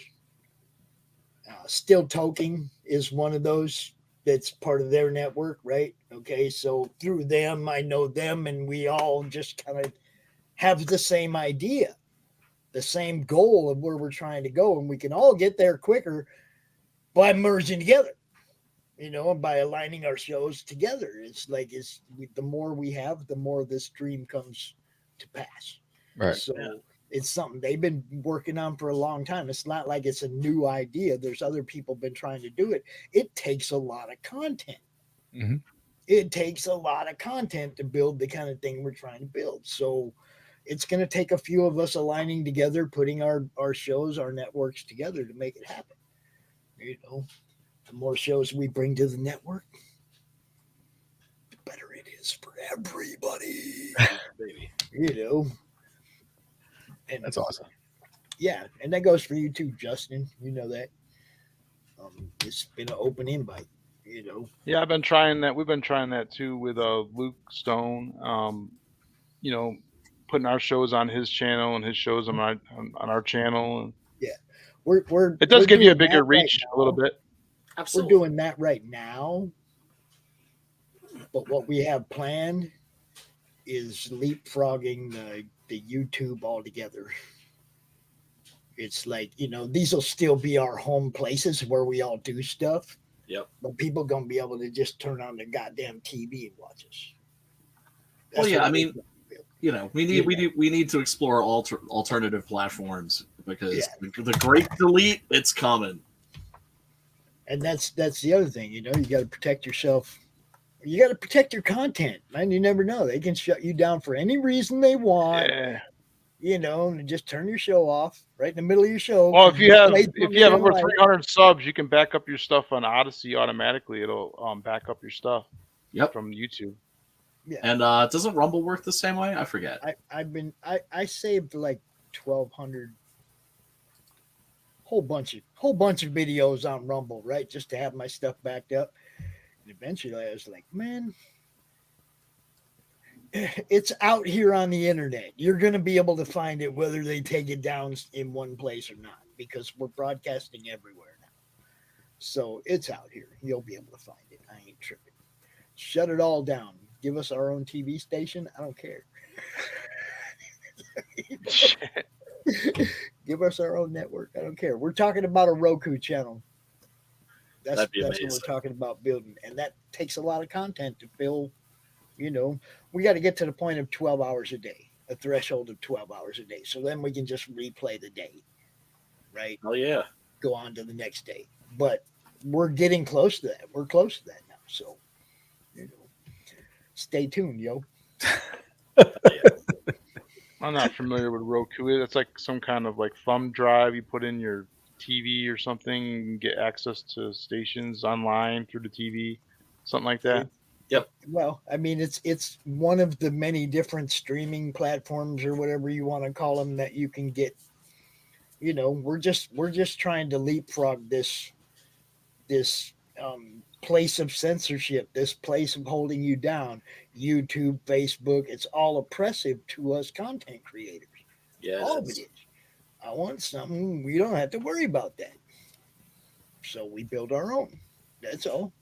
Yep. You know, we already have people that can do it, that have done it in our circles. So, you know, just stay tuned. We got plans. You know, you can swear on that streaming platform. I can swear on what? On the platform, you can swear on it. You can say whatever the fuck you want. Basically, is what I'm saying. Dude, that's why we need to prepare for a migration, is so that we can just talk shit, because we all have big mouths and we like to run them. Yeah, I mean, you know, look. You can't let them shut you up. Can you, Duty? Let's talk about a comic book. Yeah. Let's talk about a comic book. What's going on? up, bro? Tear it up. It's getting deep. It's the rebellion. It's going on. The great resistance. If you guys do not know what Sam does, I mean, you've probably been under a rock. But if you don't know, check this out. Because dude's stuff is awesome, man. Thank you. Let's check it. Yeah, just got back from Fan Festival. That was Fan Festival. And Duty was the breakout star. Of all my content that I had available, they just kept on eating up Duty. So it was pretty dope. I would love to have that same response on the Kickstarter that I get at the comic shows. You know what I mean? Right. It's like for some reason they don't correlate. They're different audiences. That's one of the things about platforms. Like, for instance, Facebook people tend to be Kickstarter people. Twitter people tend to be Indiegogo people. See, this is my thing, though. When you're standing in front of somebody, and this is why I think launch parties are better for you guys when you're doing campaigns than just launching it, is because this interaction with those guys in the chat. And that's the same thing you have when you're across the table from somebody. They see you, they see your excitement or passion or whatever for what you're doing when you're explaining it. How, you know what I mean? It's like, that's a totally different.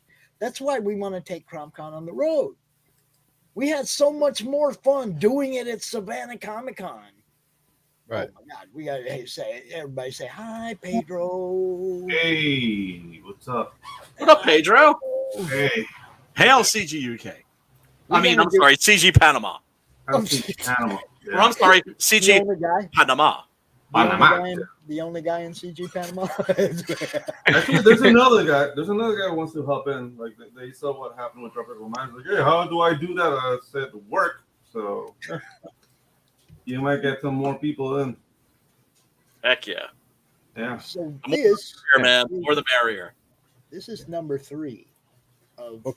Yeah, it's book number 3. I Chihuahua. Duty finally escapes the woods and gets into a house where he thinks he's going to be safe until he's confronted by a Chihuahua named Herman who thinks he's a talking jalapeno. And so now it pops off, and the government just hit the crash site with the UFO, so they're getting closer to tracking Duty down. So he has to figure out a game plan real fast. So if you're not familiar with Duty and why the alien in my toilet is, significant, go ahead and tell him where the idea came from. Well, Duty introduced himself to me in the Lincoln Tunnel. So the inspiration came from a newspaper editor was looking for, like my style, was looking for some content for the paper, sci-fi related comedy. And so I was driving to the Lincoln Tunnel, and then boom, he just showed up in my head. He says, "Hi, I'm Duty from Uranus," and I was like, and so I ran straight to IHOP, met my buddies. I started illustrating it on the table napkin and writing it down. And I said, you know what? I'm just going to do it for myself. I'm going to self-publish it. And that's what I started doing. And this was in 2005, and Duty took off. We were on national, local television, radio, the papers, just a lot of great feedback. And we almost had a animation deal with Kids WB until they eliminated Kids WB and they changed hands. And then I left comics. So that left a bad taste in my mouth, among a bunch of other things. I left for 10 years. And then when I decided to come back, during the lockdown, of course, why not? What a better time to come back when everything is shut down. So I decided to come back, and I said, you know what? I want to finish what I started and bring Duty back and introduce him to a new generation of people who may not have picked it up back when it was published, because it was distributed in stores. It was in Barnes & Nobles and the Walmarts and stuff. But when I left comics, everything got shut down. So and now we're back, and we're on issue 3 and we are so close. So if we get to 75 backers, there's so much that everybody gets. You get that print, which was the number one selling print at the Comic-Con this weekend. Nice. Yes, everybody will get that print, plus a digital print of Duty on Writing a Monster, plus 4 indie comics, PDF indie comics by J.D. Calderon, Daphne Lage, and by J.D. Rosario. So so you're getting tons of stuff if we get to 75 backers, and we are just on the cusp of it. And so it's the last 3 days, and I'm hoping that those, because I had 160 people sign up, but they haven't all come out to play. So I'm hoping everybody comes out to play this last couple of days and gets their Duty on. Great Christmas gift. And it's all ages. If you looked at some of the photos I posted from the fan festival, 70% of the photos were adults, and they just fell in love with the character. So sometimes when people hear all ages, they think, oh, it's for kids, and it's not. It's for everybody. And if you like to laugh, you like comedy, you like Invader Zim, Marvin the Martian, Alf, you're gonna love Duty. I love Duty already. I've forgotten all about Alf. I'm intrigued now. Oh man, no, this looks great, and we do need more all ages books for sure. Yeah, and Christmas is coming right along. Everything gets sent out in November, so there's no risk because everything is printed with the exception of a bookmark, and so it's going to be. I wanted to print it early. That was the risk I took. I wanted to print it early because I wanted to avoid the shipping problems for the holiday season. And I wanted to get it into everybody's hands because the next campaign is not going to be till January. So, I didn't want anybody to be impacted by any kind of shipment delays. Nice. Dude, that's Frogger, right? Yeah. Oh, dude. You're tingling my 80s. Really hard. Oh, boy. Tingling Pedro's 80s. Mm-hmm. Usually got to pay for that kind of thing. Yeah, and then what's great about this campaign, also, there's 2 books. There's also Duty's Monsters on Planet Cthulhu. It's a second story. It's a 3-part miniseries that I introduced here. It's the first Duty book that I've done from start to finish without anyone coloring it, without anybody lettering it. I did all the work. And it's a new story where Duty is back on his home world, and he's bored. He's in class with his best friend Cheeks, and he wants to go on an adventure. And Cheeks happens to slip and tell him about some missing citizens from Uranus and the Outer Rim, and the only message that came back was the word Cthulhu. And Duty's never heard of this creature, so he says, "That's the adventure I want," and he heads off. And he's only a high school student, so he's not even equipped to handle it. And so Cheek goes along with him, and it sets off a series of events. So in this series, if you've read any of the Duty books, you know that Duty has an active imagination. When he gets his butt whipped, he in his dream state, he imagines himself to be a larger-than-life character. And he takes on all these different personas. So in this book, there's Dracula, there's Frankenstein, there's the werewolf, there's Duty, it's Cthulhu. So it's and the whole premise is, how can Cthulhu be in 2 places at once if he is still locked up in the oceans on Earth? The only way to find out is by reading this book. Hell yeah. It sounds great, man. And there's so much more. There's tons more. If you have a 4-year-old, there's Duty's Adventures, which is that one right there. So, Duty's Adventures is little Duty growing up on Uranus, and, he has to deal with a school bully. So how do you deal with a school bully? You become a superhero. That's how. So Duty becomes a super Duty, and the bully is the diabolical egomaniac overlord nemesis Poo Poo that he has to do battle with. But not only that, the parent or guardian can test the child's knowledge, the 4-year-old, because every page turn has trivia questions based on what they just read on that one page. So there's over 50 pages plus trivia, and then at the end of the book, the child has 3 blank pages to write out their own ending, plus 3 additional pages to draw out their own characters, so they feel like they're part of Duty's world. Oh, that's so cool. Retail bundles. Retail bundles, yes. Yeah. Monster bundles. Look, Sam thinks these campaigns out, very well. You guys have seen it. There's some people that put campaigns together that are just outside, the norm. And Sam's always are. He gives you all kinds of extra stuff. Look, the Omni. Look. Cool. Yep. Yes, it's the Shining. You watch The Shining. Here's Duty. Here's Johnny. Nice. Oh man, Duty's Monsters. Yeah, and that's a 3-cover spread. So you can either get the single cover or all 3 covers to make it one long image. So that's what's unique about that. So everything that's available as a rewards is also available as add-ons as well. And the stickers. There's more stickers. Everybody's got cool stickers. Love it. Awesome. Prince. Now look at the Robin Hood Duty. Oh, that's awesome. Thanks. Dude. Today on my live stream, I did Duty as One Punch Man. Oh, really? And then there's the sketchbook. Then there's a sketchbook. That's basically, if you pick this up, it's 50 pages of blank sketch pages for any artist, aspiring artist, a young one. And I start off the book with a sketch by me on that first page, plus a little note from Duty encouraging you to continue on your artistic endeavor. So it's and normally I charge for the sketch. For this campaign, I'm honoring it with the sketch.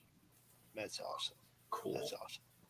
And that is available in the starter kit with the sketch or as an add-on without the sketch.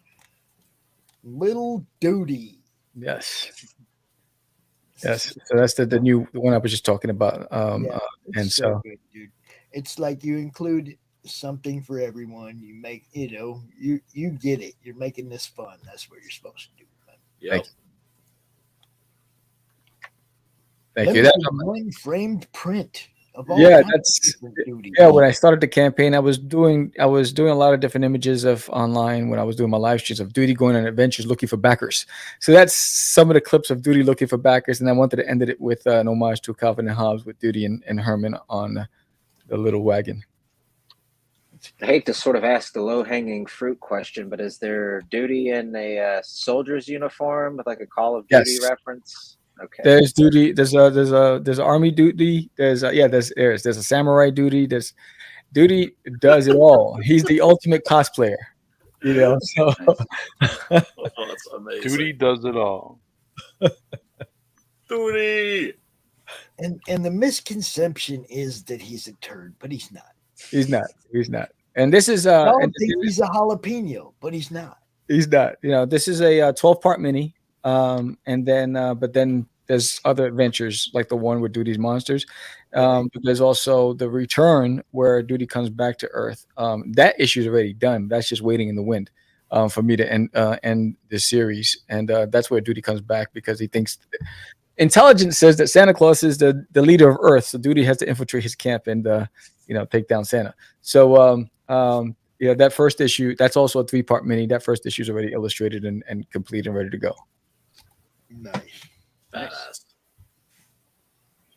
Yeah, and issue 4 is almost done, and it launches in January. So I'm in the coloring stages of issue 4, so I'm trying, and that's why I'm in April. We're launching the graphic novel, the first 5 issues collected.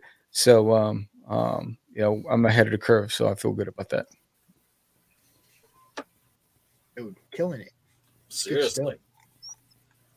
I just love to hear Johnny though. That just God, that just kills me.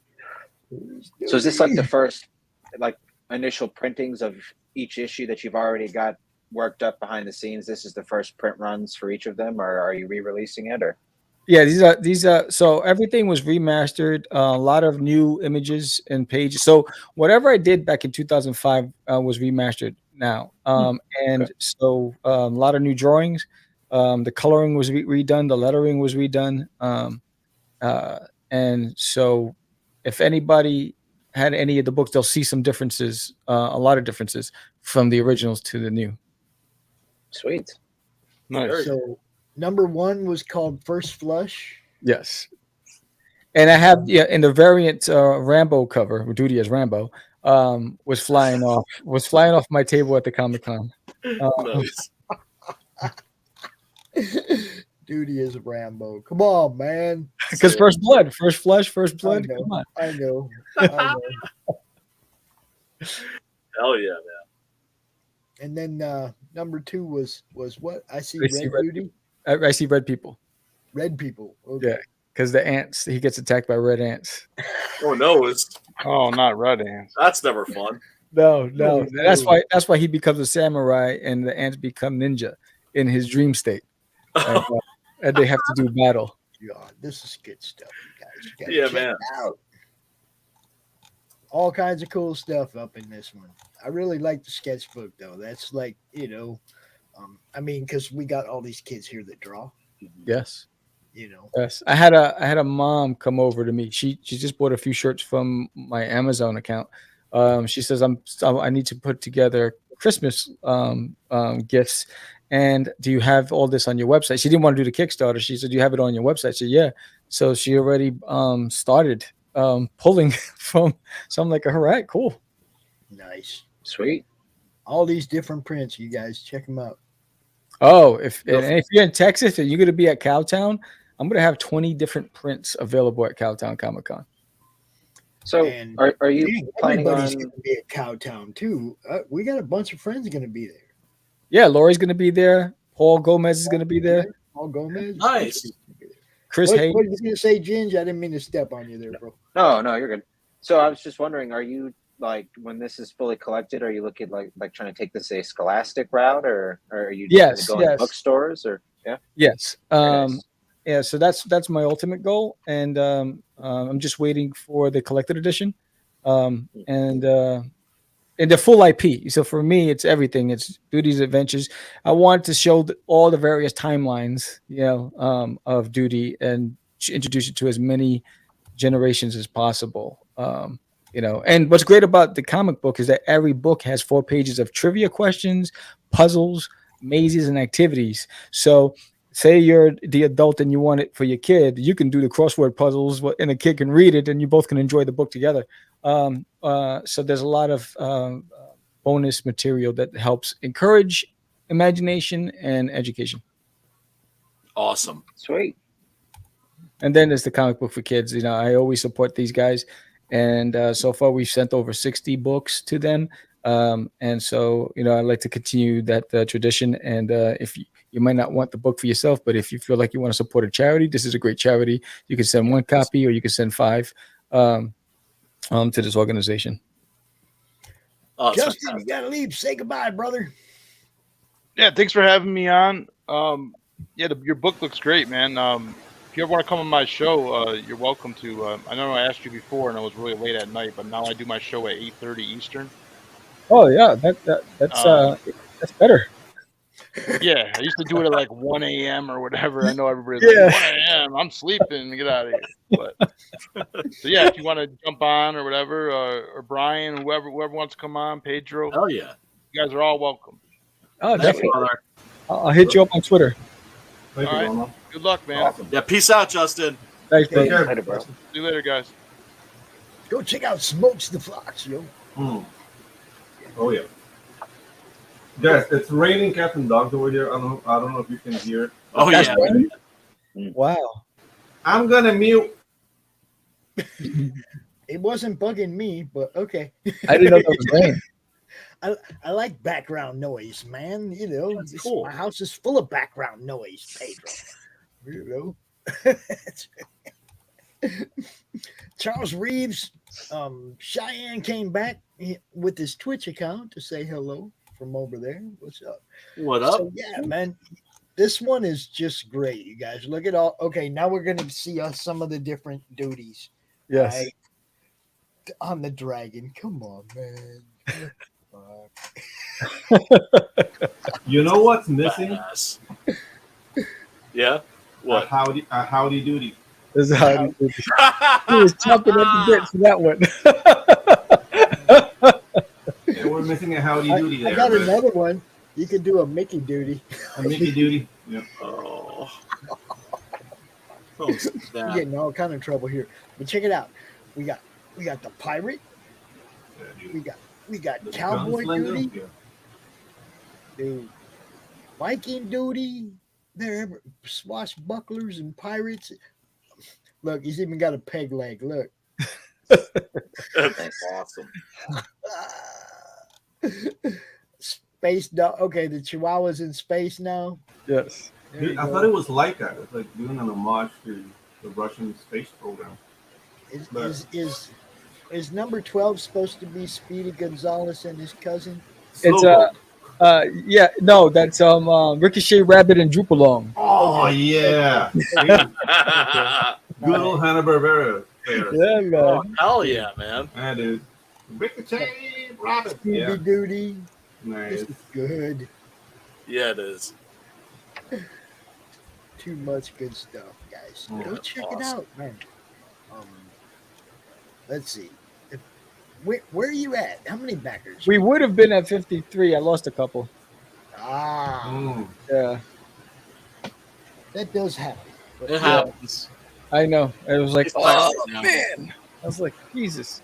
I know. Don't take it personally, though. Some people have money issues and have I'm to gonna cancel. have to wait. Oh, yeah, yeah, I gotta wait yeah. until after I pay the bills for the month before I see what I have left to comic with. Yeah. You know? The comic fund. Yeah, I knew that was you, Cheyenne. I knew. He's a big fan of the Green Ranger.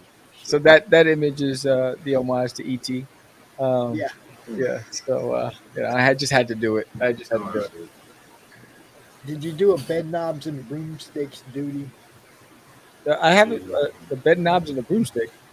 You don't know what bed knobs and broomstick is? No. It's like an old Disney movie. Is it? Yeah. Yeah, dude. It But had one of those Dick really Van old Dyke. ones that most people Who like kind of else was forget. in there? I think Dick Van Dyke. Who else was in I mean, duty, I have him as the Brown Hornet from Fat Albert. Right.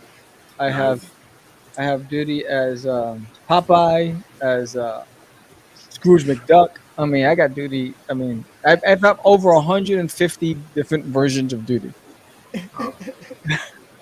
And if you're gonna be very obscure, you can do like a private snafu duty. Who? Private snafu. That's like Warner Brothers was hired by the U.S. Army to do shorts. To teach like the GIs what not to do. It's very funny. Nice. Very funny. A little bit racy because it was done in the 40s, but dude, check it out if you can. Cool. So, Sam, as always, thanks for coming out. You're more than welcome to hang out, but the reason these guys are here is because you guys. We got something. Oh boy, we got some openings. That's some openings. Yeah, we're gonna do an unboxing here too today, man. And every now and then we mix things up on the show. But what's in this thing, Pedro?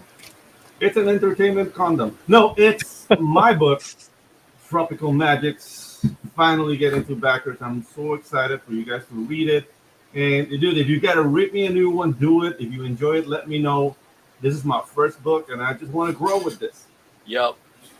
That's the attitude, man. Exactly. Yeah. I can't imagine wanting to rip you a new one. You're the guy that's one of the guys bringing head comics back to indie, back to the underground, bro. Yeah. But what he's saying is like any artist that's worth their salt, you never want to stop growing. You never want to stop reaching. You always want every book to be better than the last one. Yeah, exactly. You guys know I'm not a reviewer or a critic either. I'm a fan. There's a difference. Oh, dude, all opinions count.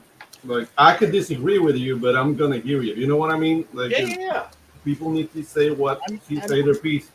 Yep. I'm more of a aesthetics guy. It's like if something like with Simon's book, Natverse, right? Like he's like, "What do you think?" It's great, except for some of the lettering was really small. Oh, gotcha. And even with my glasses on, I was squinting to read it, And I was like, dude, I love it. But lettering would be over here. That won't touch me. But, I mean, I don't critique on your art and stuff because, art's subjective, I'm not an artist. Who the fuck am I to say whether or not your art's any good? Dude, people I can say whether or not I like it, but that doesn't mean it's not any good. Yo, Pop, I've heard everything from you draw like a toddler to wow, you're amazing. So somewhere between I'm there, I've seen the anime. I already know. Speaking of which, is that still up? Can we still watch that? Oh, but I can share it. Yeah, do that. Show us some of your stuff, Pedro. Yeah, let's while we're share my audio here. And what am I doing? No, not that. Sorry. I forgot how to internet. Wait. There we go. Trailer. I like it. And RJ handled the shipping for us, so yeah, dude, RJ, it's a freaking rock star. If you need yeah, he is. I did invite him to come out. Hold on a second. Let me try this again. On the last.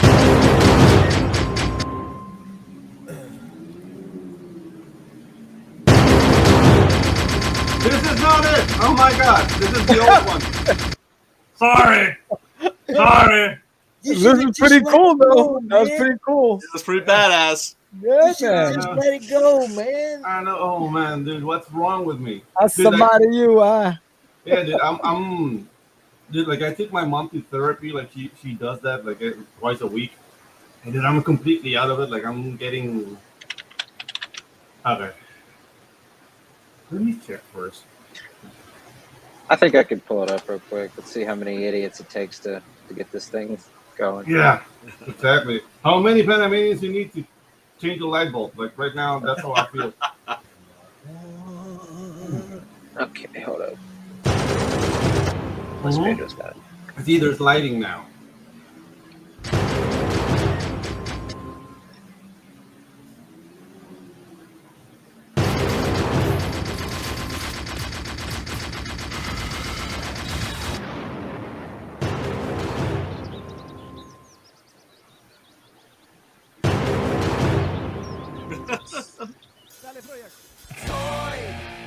did the whole for country and honor thing. Oh my god, that's not it either. Okay. It's still pretty badass, though. Yeah. I've got the other one lined up. Yeah. This is the first one I made. And after this, I've done so many. That song is from my band, Ex Novios. You can get us on Spotify. Oh, hell yeah, man. That slapped. I was digging that. Yeah, that's. we rap salsa and merengue covers, like songs, and turned it into punk rock. So. That's awesome. Yeah. That's so cool, man. That's the one. Okay. I'm So this sorry, was. guys. Yeah, this was the one we used for the trailer for the campaign. Yeah.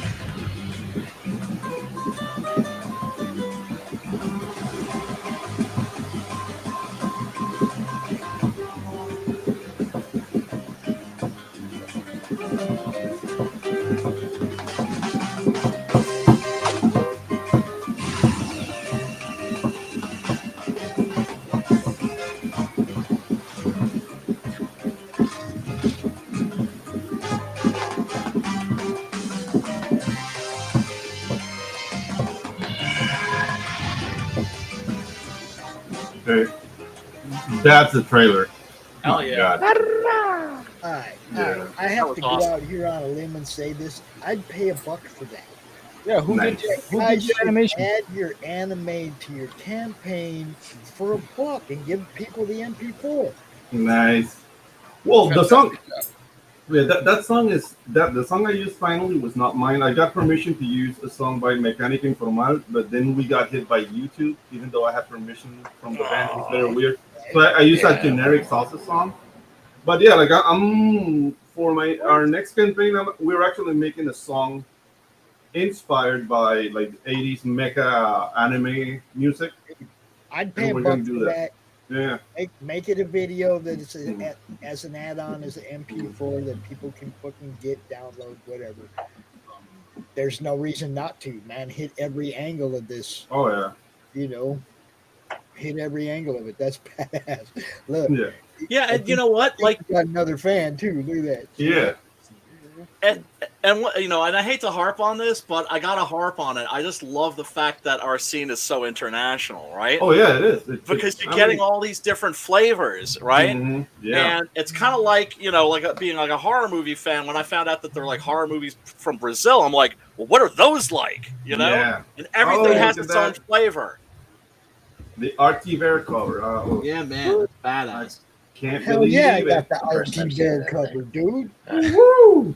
Hell yeah, I got the RT Bear cover. What do you think? Yeah, dude. Like I've been working with art for the last year and a half. It's weird that I say that, but yeah, I did a 22-page book for him. It's called Black and White High Octane. And so during the production of Tropical Magicks, like he was very interested on how I was doing, and then he offered, like, "Hey, do you want a cover from me?" I was like, "Yeah, I do." So that's the first trading card. That's Juanca. That's one of the protagonists. He is a magic user, and he controls gravity.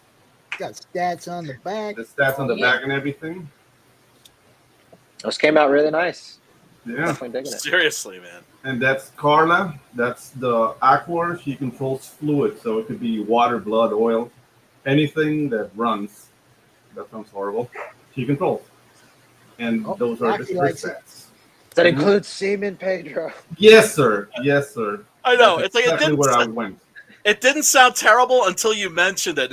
Until you said, that sounds terrible, and then we got our imaginations working. Yeah, exactly. And this guy controls fire, and his name is Miguel.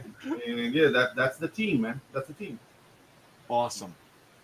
Sweet. Yeah. And you get the stats of Miguel, a little bit on their personality. That's the team card. That's for everybody who signed up for the mailing list. They get that card. I got one. There you go. Yep. Love it. Thanks, Pops. Dude, now we're going to take a little look. A little look, a looky look. See, this is how I decide how fast I'm going to read it. Yeah, I'll be looking at this tonight. Nice. Oh, dude. Check it out, yo. Nice. Nice looking book. Oh, thank you, man. Sweet. Dude. Lettering by freaking Ginge Gingerton. Nice, me. Yes. Ginge? Yeah, I definitely would love to hear any readers' thoughts on my my lettering job here too. Just it's my first stab at it, but I actually posted this tweet about that today. Just coincidentally, the guy that wrote that, I think his name's Picos. He wrote that book, How to Letter Comics. I used that book it took me 2 months, and then as soon as I finished, the day that pretty much the moment that I finished that book, cover to cover, using it as a workbook, I went straight from that book into working on Tropical Magicks. And pretty much everything I needed to know. I went from not knowing anything to lettering that book right there because of How to Letter Comics. So yeah, you had a lot of questions in the beginning. I mean, I've done graphic design my whole life, so I have a little I know how to use the tools, but I'm not a letterer, not by any spots. But dude, James started asking stuff, and the dude was silent. It's hey, here are the pages. Oh, James, that right there, that could be old people small. I'm just saying that one panel right there, that could be old people small. All righty. Fair enough. No, fair enough. I don't know till I put my glasses on, but if it's too small when I got my glasses on, then it's man, come on. Man. Absolutely. Old people read comics too. Yeah, dude. But that's something we need to keep in. We need to keep in consideration, especially when we're making the script. Don't get wordy if there's no space for it, So yeah. I hear you over there, Pedro. Yeah. I feel subtweeted at. Yeah. It looks like you did a pretty good job. Oh, and look, there's our people over there at CWS. Oh yeah, dude. Awesome service, man. Awesome service, dude. They guide me all the way through it, back and forth, immediate response, dude. Comic Wilson for life. The only thing we hate about you being in Panama, Pedro, is that signed books are gonna be a pain in the ass. Yeah, that's the thing.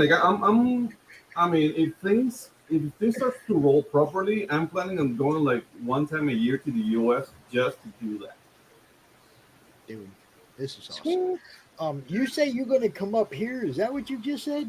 Yeah. I mean, if things keep rolling the way they're rolling, why not? I can go make sure you let me know anywhere you're going so we can do a road show there. Yeah, I'm thinking there's a couple of conventions in Georgia, that area, the East Coast. Maybe do something like this, 3 weeks, go boom, boom, boom, have some burgers. Yeah, boy. Yeah, you let me know anywhere you're gonna be. We'll do a road show in that direction. We'll come get all our states altered. Somewhat, maybe. Get this baby signed. See? Yeah. Maybe, if we're lucky, Pedro, maybe we'll get you banned from the U.S., buddy. We'll really have some fun. Ah, Jesus. Did you guys happen to see what popped through the door yesterday while I was actually live? What you got? Is it in this box? Yeah, it's in this box. I was live. I was live on the air, and there was a knock at the door. And my friend Brad, who does the camera work for me when I go to the local cons, him and I split retail tiers on some books, right? So he stopped by yesterday. He didn't even come in.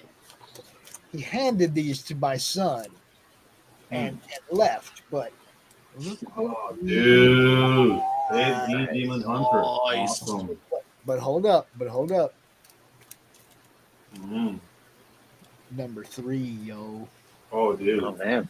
All right. Looks so bad. 3, yo. They're busting them things out. Dude. Look, I got a whole bunch of number 1s and a whole bunch of number 2s. And yeah, because I know I got a lot of faith that this one's going to be one of those books. Yeah. Everybody's going to be coming around wanting them early issues when you can't get them no more. Hey, I want to give a shout out to RJ. He's in the chat. Oh, Bit of a dude, blast. RJ. Awesome service, sir. He could be here with us. He's a G. Yeah, dude. My God, what a mensch. You at work, RJ, or A you mensch. driving home or what? It's a real mensch. Yeah, it's a real mensch, man. Good job, RJ. Yeah, dude. Just Did that. fine, brother. Just fine. RJ handles fulfillment. He's one of our sponsors here. He handles fulfillment for a lot of different people, and we encourage people to keep sending him business because I want him to quit his day job. I want we this all to be his job. That'd be awesome. You know what I mean? So, and speak of him, and there he is. Look at that. Hey. Word. Hello. What up, RJ? Good to see you, brother. He I was am. running. Look, he was running. Look at him. What the? Oh, I'm. See your YouTube Echo. Yeah, I had my YouTube up to see you guys, and I was like, well, I don't have a link. And Pops, I told you why. It's in the P in there. Yes. I am dripping in sweat, and I'll tell you why. Because You were in an R. Kelly video. Chopping up yeah, bodies. Oh, Chopping up bodies, digging holes, dumping them in your backyard. Very, very close. I took delivery today of 4 giant boxes of Kozor to add to the kitchen God. that I have here. I have Kozor's 10 more here. boxes of Kozor on the way. On top of that, Oh my God. I was literally, my front door was Casca de Amontillado with UPS deliveries from Uline so that I could get, I'm not even going to try, 700 9.5 by 12 flat mailers to put in prints, 100 mailer tubes to put in posters, 700 13 by 10 poly mailers to put all your Gemini mailers in, and more stuff. And I've yet to still order, and I know how big this is going to be, the 700 Gemini mailers that I'm going to need to fulfill this project. Very cool, man. Yeah, It's man. huge. Getting walled into your house by all these boxes. Oh, I am literally all the time. This one, I mean, Amazing. I was getting walled in by 150 to 200 package campaigns. This is almost 700 packages I'm going to be building. I'm going to pull this off.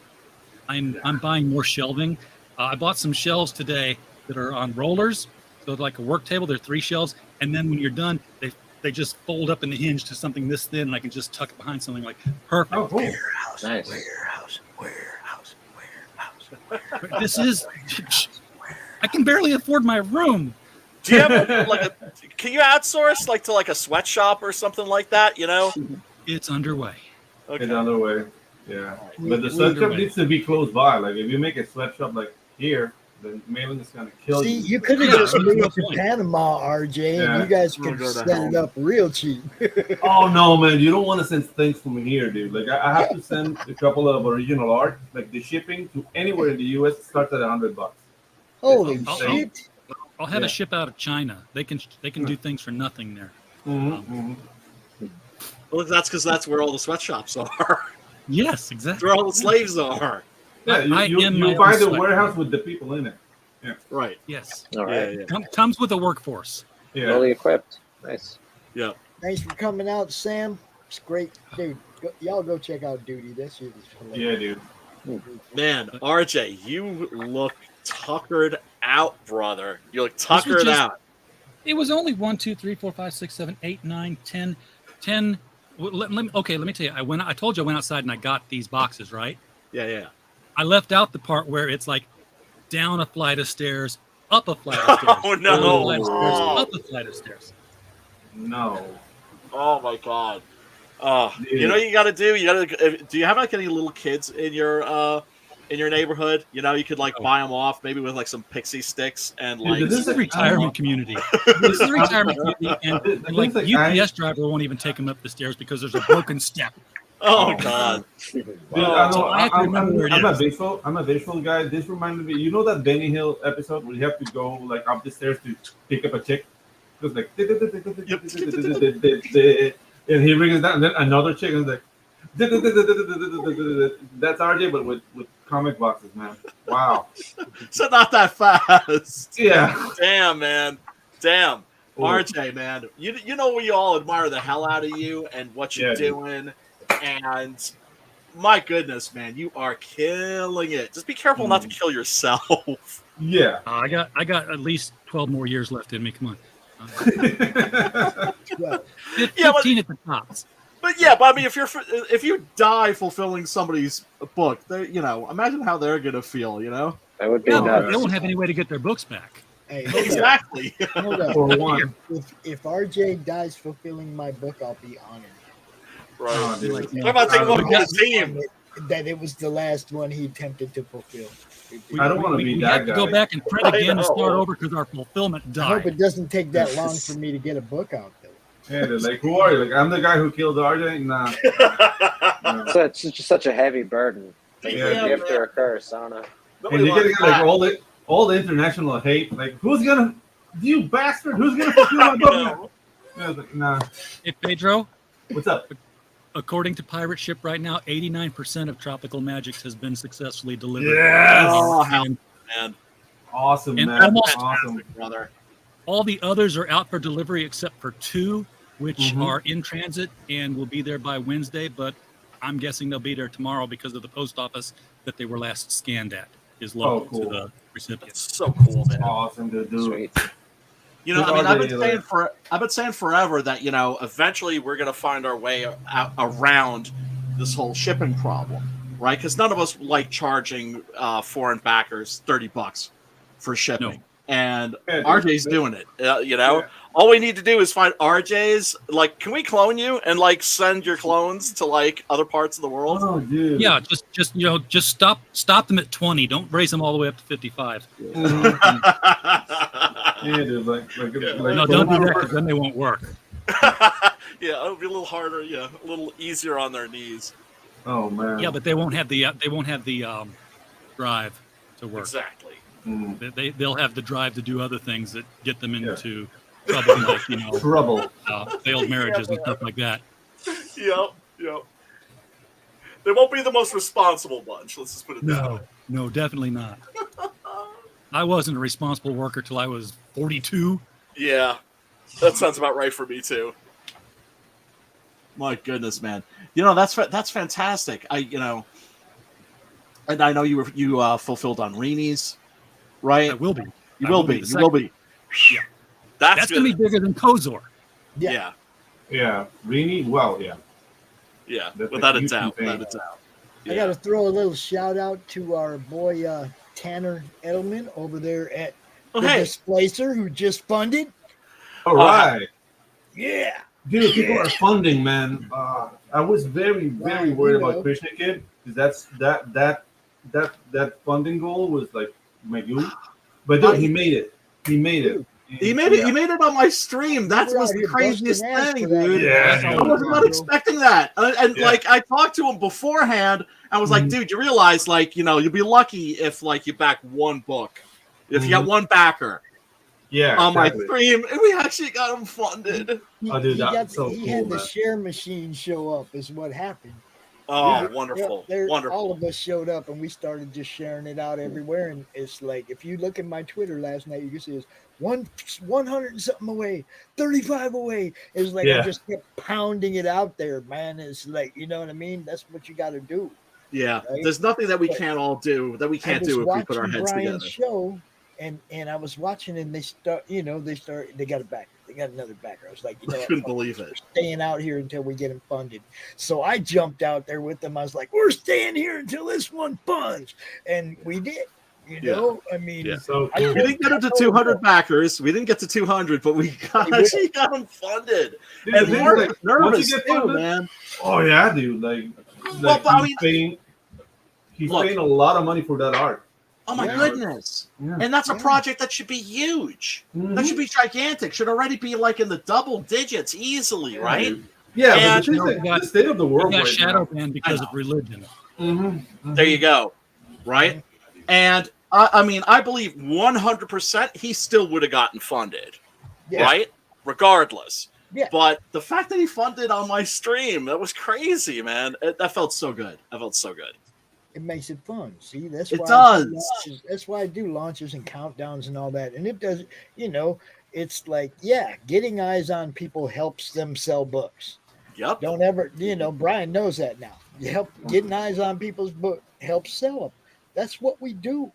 Because that's the biggest problem that we have as indie creators is just getting people just to even know that our books exist, that Exactly, we dude. exist. Yeah. Right?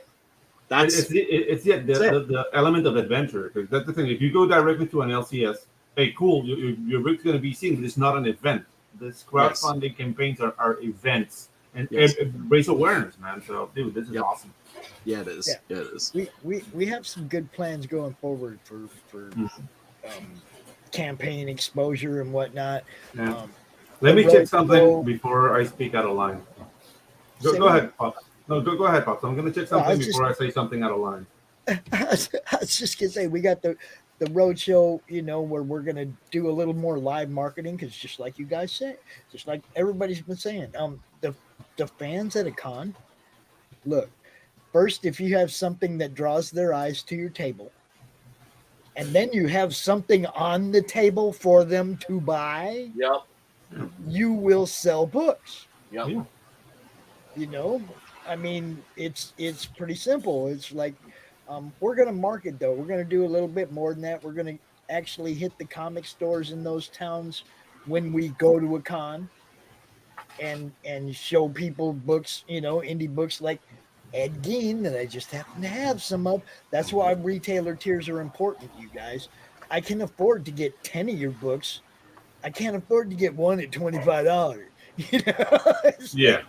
You see what I'm saying? It's like I'm thinking in the long term, some of these books are going to be in demand.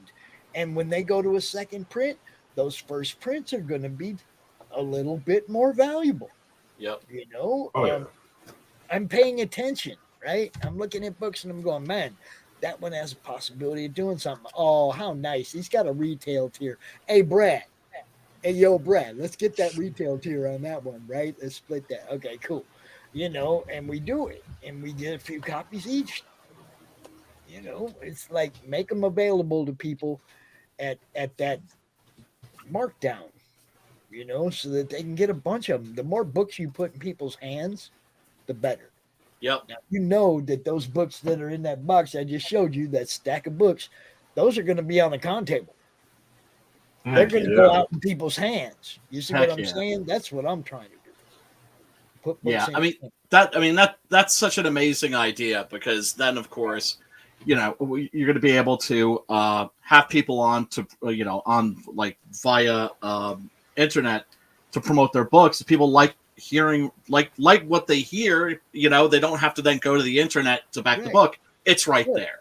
I got some of your books on my table. It's CromCon. Are you going to be here talking to the people on the big screen while we're at a con that you couldn't have got to? But you can still talk about your book, and we have them right here, and we can sell them to people. I know. Genius. Like a live podcast just with a screen and bringing creators up, like that you'd already have some of their books. Ooh, very cool. Well, I mean, actually. Well, I mean, like, I love what Sim said when he was like, you know, basically what this scene is that it's a 24-hour day, 7-day a week, 365 days a year convention, right? Indeed, so if we can then take this and connect it to the actual physical conventions, that would be magical. That's my thing. It's like I know from the fun we had in Savannah. I mean, I wasn't there trying to sell anything. Right. You know, I mean, I just went there to see what it would be like setting up the show at a con. And we had a blast. Yeah, Now, man. if there was product and there was, actual, some marketing and selling going on, people gonna make some money because we had no problem drawing people to the table and we didn't even have the screen up behind us. Right. I mean, Well- we had a boisterous enough area where people were like, "What the fuck's going on over Exactly. there?" And that's all you need, really. Seriously, you want your table to be the fun table. Yeah, exactly. I honestly think that's like one of the reasons why we sold like 400 copies of Six Gun Gorilla at the New York Comic Con that year, was because our table. Well, I mean, we got lucky in a lot of respects. All the other books in Independence Alley, they were all about zombies. We had the only book that wasn't about zombies. We had that big FU banner that people saw when they came in. They just turned and looked to the left, right? Big eye catcher Corner table. The eye catcher, man. You right. got to. Sample copies, right, just for people to flip through, which seemed to really surprise a lot of people, where they were like I could just pick this up. I'm like, yeah, that's what it's there for. Yeah, and they seem confused. I'm like, well, that's so you can kick the tires and see if it's something that you want to spend your money on, right? Always have candy or something. I had bananas, of course. Well, Lucifer Storm talks about he'd go to conventions the first year and he'd be like everybody else, like, no, I got to sell all these books. And, he barely covered his table. The second year, he just went with extra copies of number 1, said free comic, free comic, free comic, free comic. And he said second day, they were all coming back buying 2 and 3, covered the table, covered the trip, made a profit. There it by is. Giving away comic. Yes, Dude, yes. I with Tropical Magic, like, dude, I didn't make that much money, but I did buy a nice bunch of edibles that are already consumed. So I win. And the next morning, Tropical Magicks 2 was written, and he has no idea how that happened. Oh man, yeah, but I mean, it is really important to have fun. Yeah, because dude, if you're having fun, your table is going to be the fun table, and people are going to be like, "Whoa, well, like those people seem like they're having fun. Let's go over there." Exactly. You got to have something to bring people to your table, and when they get there, have something they're gonna walk away happy with. Yes, absolutely. You got to get that Bob Burns gorilla outfit with a with a Clint Eastwood serape and hat and a gun, and just have the guy walking around your table. What was It'd the be name of hot Bob as hell. Burns' gorilla costume? That's what's the name of that character? Remember he was on Ghostbusters, the original Ghostbusters. Oh yeah, Tracy. Tracy. Yeah, that's right.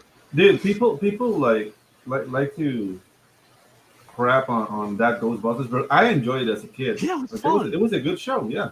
Yeah, without a doubt. Even the filmation animation was cool. I interviewed Lou Scheimer about that and a bunch of other things. Wow. And he said that they had to work out a deal with Columbia when Columbia found out that there was a live action Ghostbusters on TV before this. And he's like, so we were going to get a percentage of the profits. He's like, funny thing, that movie made no profits. That's messed up. That's messed up. That's messed up.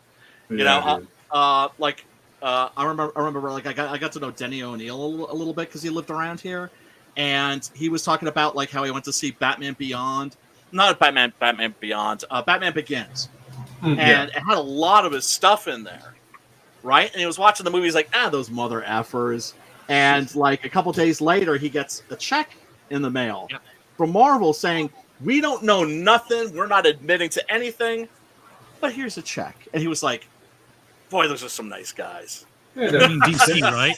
Why would Marvel send him a check for Batman Begins? Oh, not Marvel, DC. I'm sorry. Yeah, no, I'm still in the process of caffeinating. Gotcha. Well, yeah, I mean, Ethan Van Sciver has even shown like $20,000 checks plus that he got for the use of Iron Heights in a movie. Yeah, dude. Just be nice to the writers. Be nice to the artists that created all this stuff. Just be nice to them. It's not that difficult, and you got the money. Just don't be a douchebag. It's not that hard. Guys, have you seen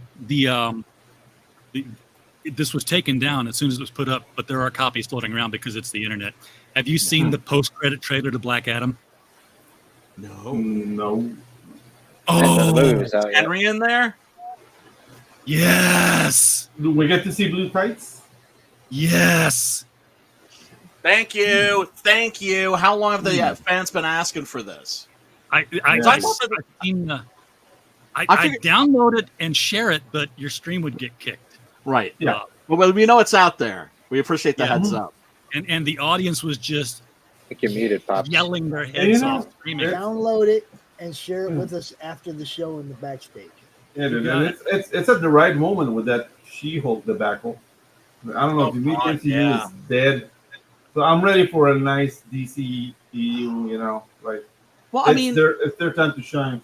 It's with the Marvel movies, and it's all in the series. It's all bait and switch. Yeah, it's all bait and switch, right? I mean, like I watched the Werewolf by Night movie, and Werewolf by Night was, one of the first comic books I can remember reading when I was a little child. I remember drawing Werewolf by Night in crayon in kindergarten, right? And it had nothing to do with the comic. And Man-Thing, also a favorite character of mine, also some of my favorite comic books that I grew up with, was just Groot 2.0. It's like they don't care about us. We have to understand that Disney Marvel is not made for us. He doesn't walk around saying, I am Man-Thing all the time, does he? No, he doesn't speak, but it's still Groot 2.0. He's not mindless, a mindless empathic creature, which is what the Man-Thing is, right? And it has Ted Salas's soul trapped in it, but the brain is just swamp muck. Yeah, it's and you know what? The fans have been asking for Henry back for the longest time because he's been holding Big Blue down. Regardless of what you think of those movies, everybody loves him, right? And I always got the feeling like, nah, we're not going to get him back as Superman because for whatever reason, Hollywood does not like him. And I think they don't like him because he was dating Gina Carano or something like that. I mean, I don't even know. Right? Who knows? Yeah, so it could be like Apparently maybe go by association or something. You don't know how these people think. Well, apparently he's also been added into The Flash. Well, the story is that they are going with a DC EU that is all the best parts of the Snyderverse, but not the Snyderverse. Not the which is gloominess. still the Snyderverse, ultimately. It's not Zack Snyder, but it's still the Snyderverse, yeah. All the same actors. Yeah, no, that's great. That's great. Except, I think they should dump the Flash movie onto streaming before Ezra Miller kills somebody, because it's gonna happen. It's gonna happen. He pled not guilty to data burglary. Yeah, but he's non-binary, so he's like ding ding ding ding ding ding ding. Can't touch this. Ding ding ding ding. Even said, like, you can't touch me. I'm not binary. You can't touch me. Dude, I sincerely hope that finds a nice, like, Mexican police car. And he pulls that off. Yeah, that's the thing. He's running buck wild in like Iceland. Yeah, exactly. Like, dude, do it in Guatemala. Please do it. Oh, it'd be so great. Yeah, dude. Yeah, he needs to. Yeah, that's what he needs to do. He needs to take his jet-setting rampage to the wrong country. That's you know what? A nice, I'm thinking about what country. There's not any like hardcore dictatorships anymore, like in Latin America. Yeah. But where you can go to certain countries, you can hear echoes. Yeah. Sure. How things used to be. So Chile is a good candidate. Oh yeah. Uruguay would be great.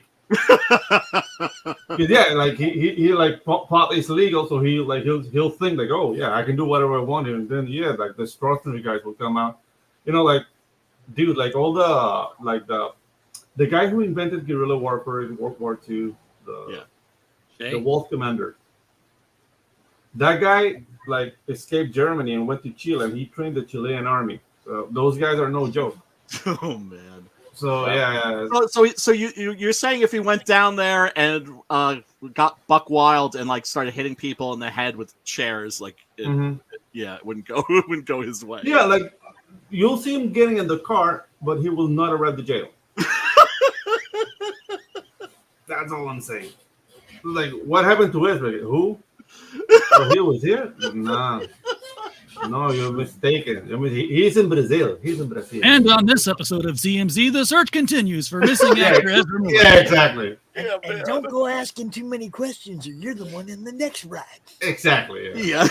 Like, we have the car right here. I don't know. You want to ask another question? The car's right here. You say you got this guy right here? Oh, we'll take you right to him. Yeah, exactly. Oh my God! Oh yeah, man. It's crazy, man. It's crazy. I mean, I'm hoping that Black Adam will be a good movie. Obviously, you don't hope for anything to be bad, right? Exactly. And you hope to be pleasantly surprised. And I don't wish failure upon anybody, right? I wish, and especially when you're talking about IPs that we care about, with these characters that we grew up with, that were so special to us. These IPs are dear to us. You know what I mean? And they grab that love and throw it in your face. Like, grow up. Like, okay, you're not getting my money ticket. So. Yeah, and they tell you that they don't like you. Yeah, exactly. Like with She-Hulk, it's just like, wait a second, I'm a misogynistophobe because I don't like She-Hulk.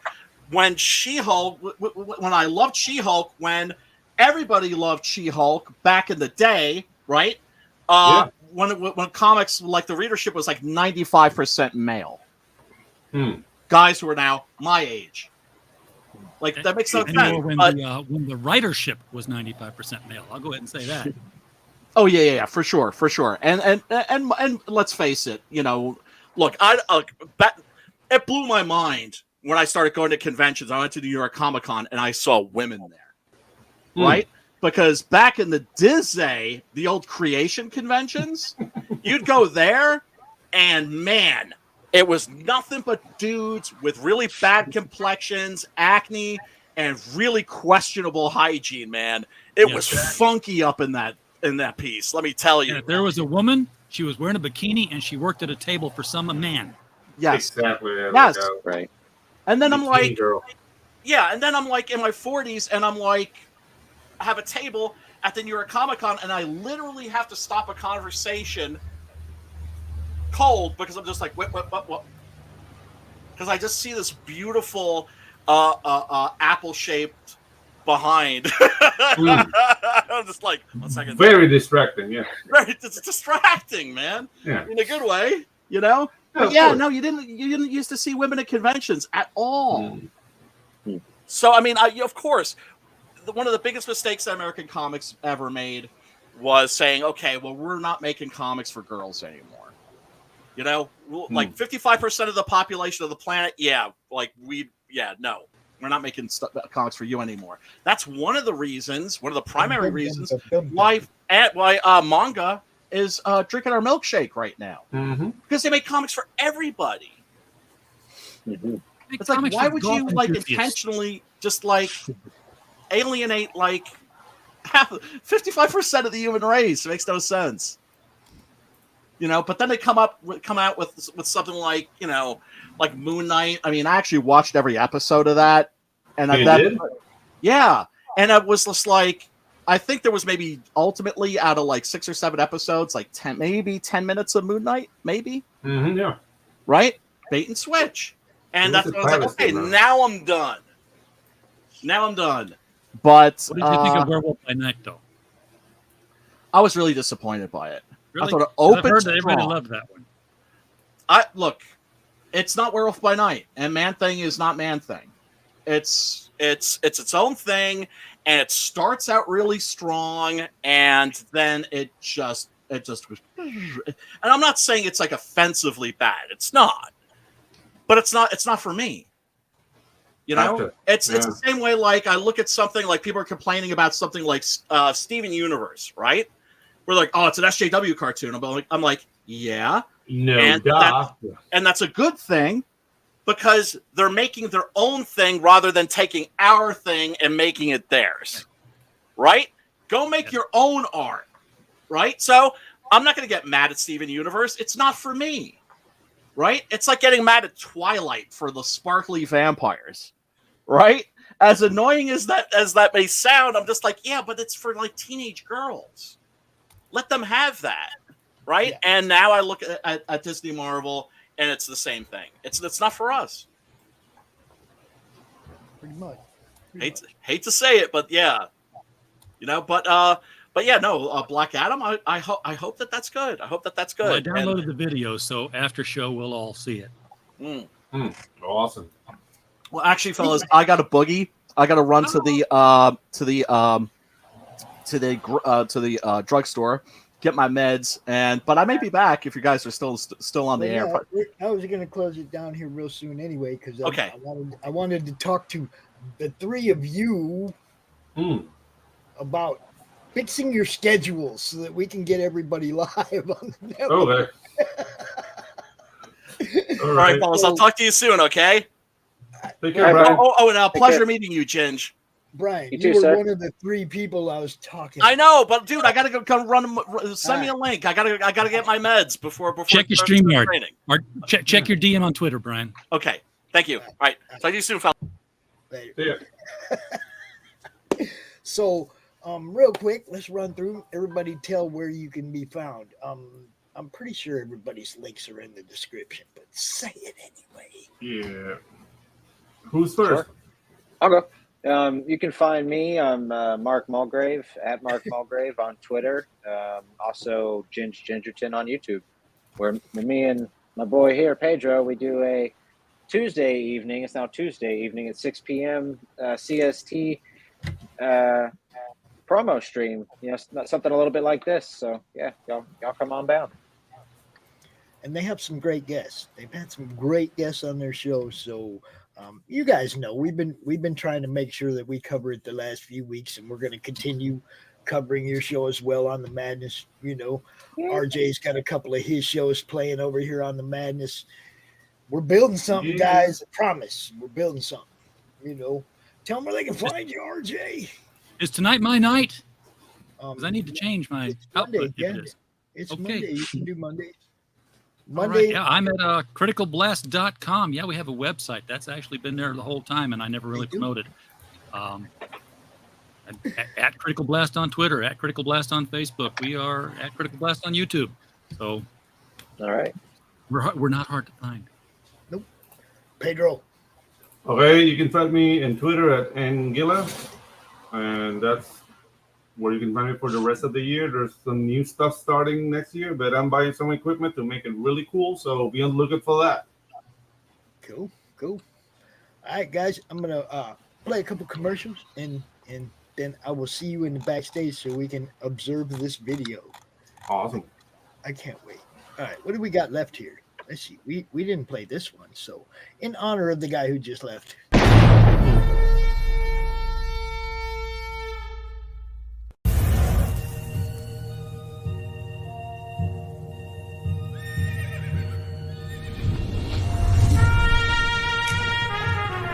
We've all heard the stories. We've all heard the legends. Wyatt Earp, Doc Holliday, Billy the Kid. But there's a secret history to the Old West. One that seems too strange to be true, but, well, we all know what they say about the truth.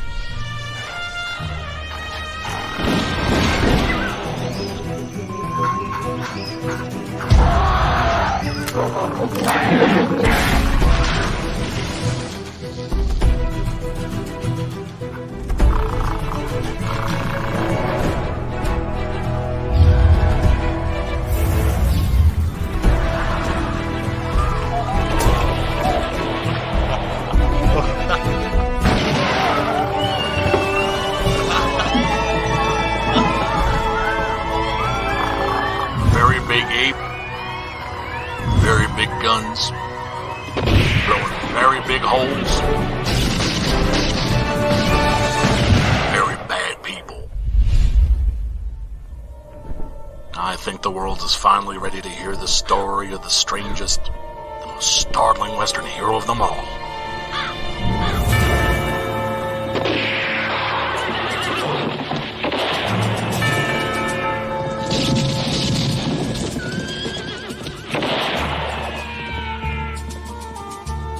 Six-gun gorilla, long days of vengeance.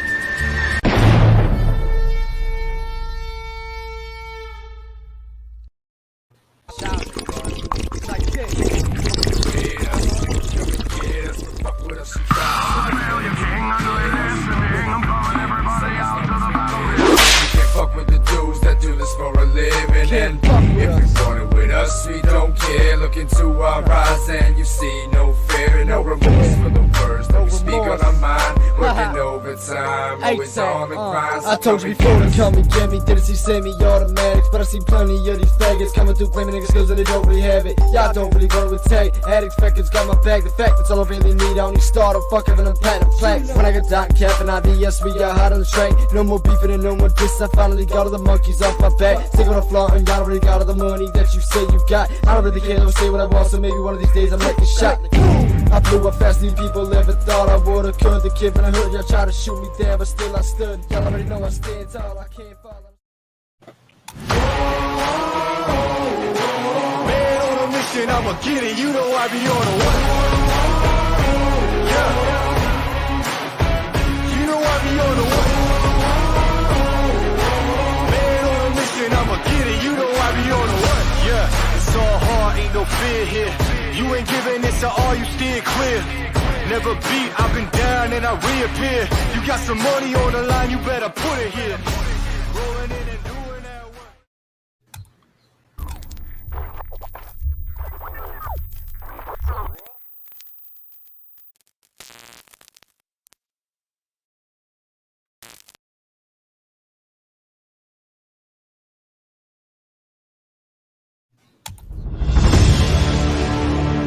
America's southern border has become a war zone.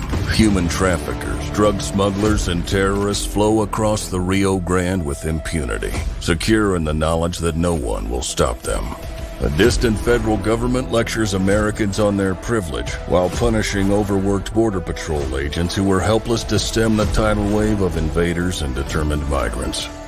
Second-generation Cuban-American Marcos Zamora is a military vet, more patriotic than most Americans. No longer able to ignore the chaos at his doorstep, he acts.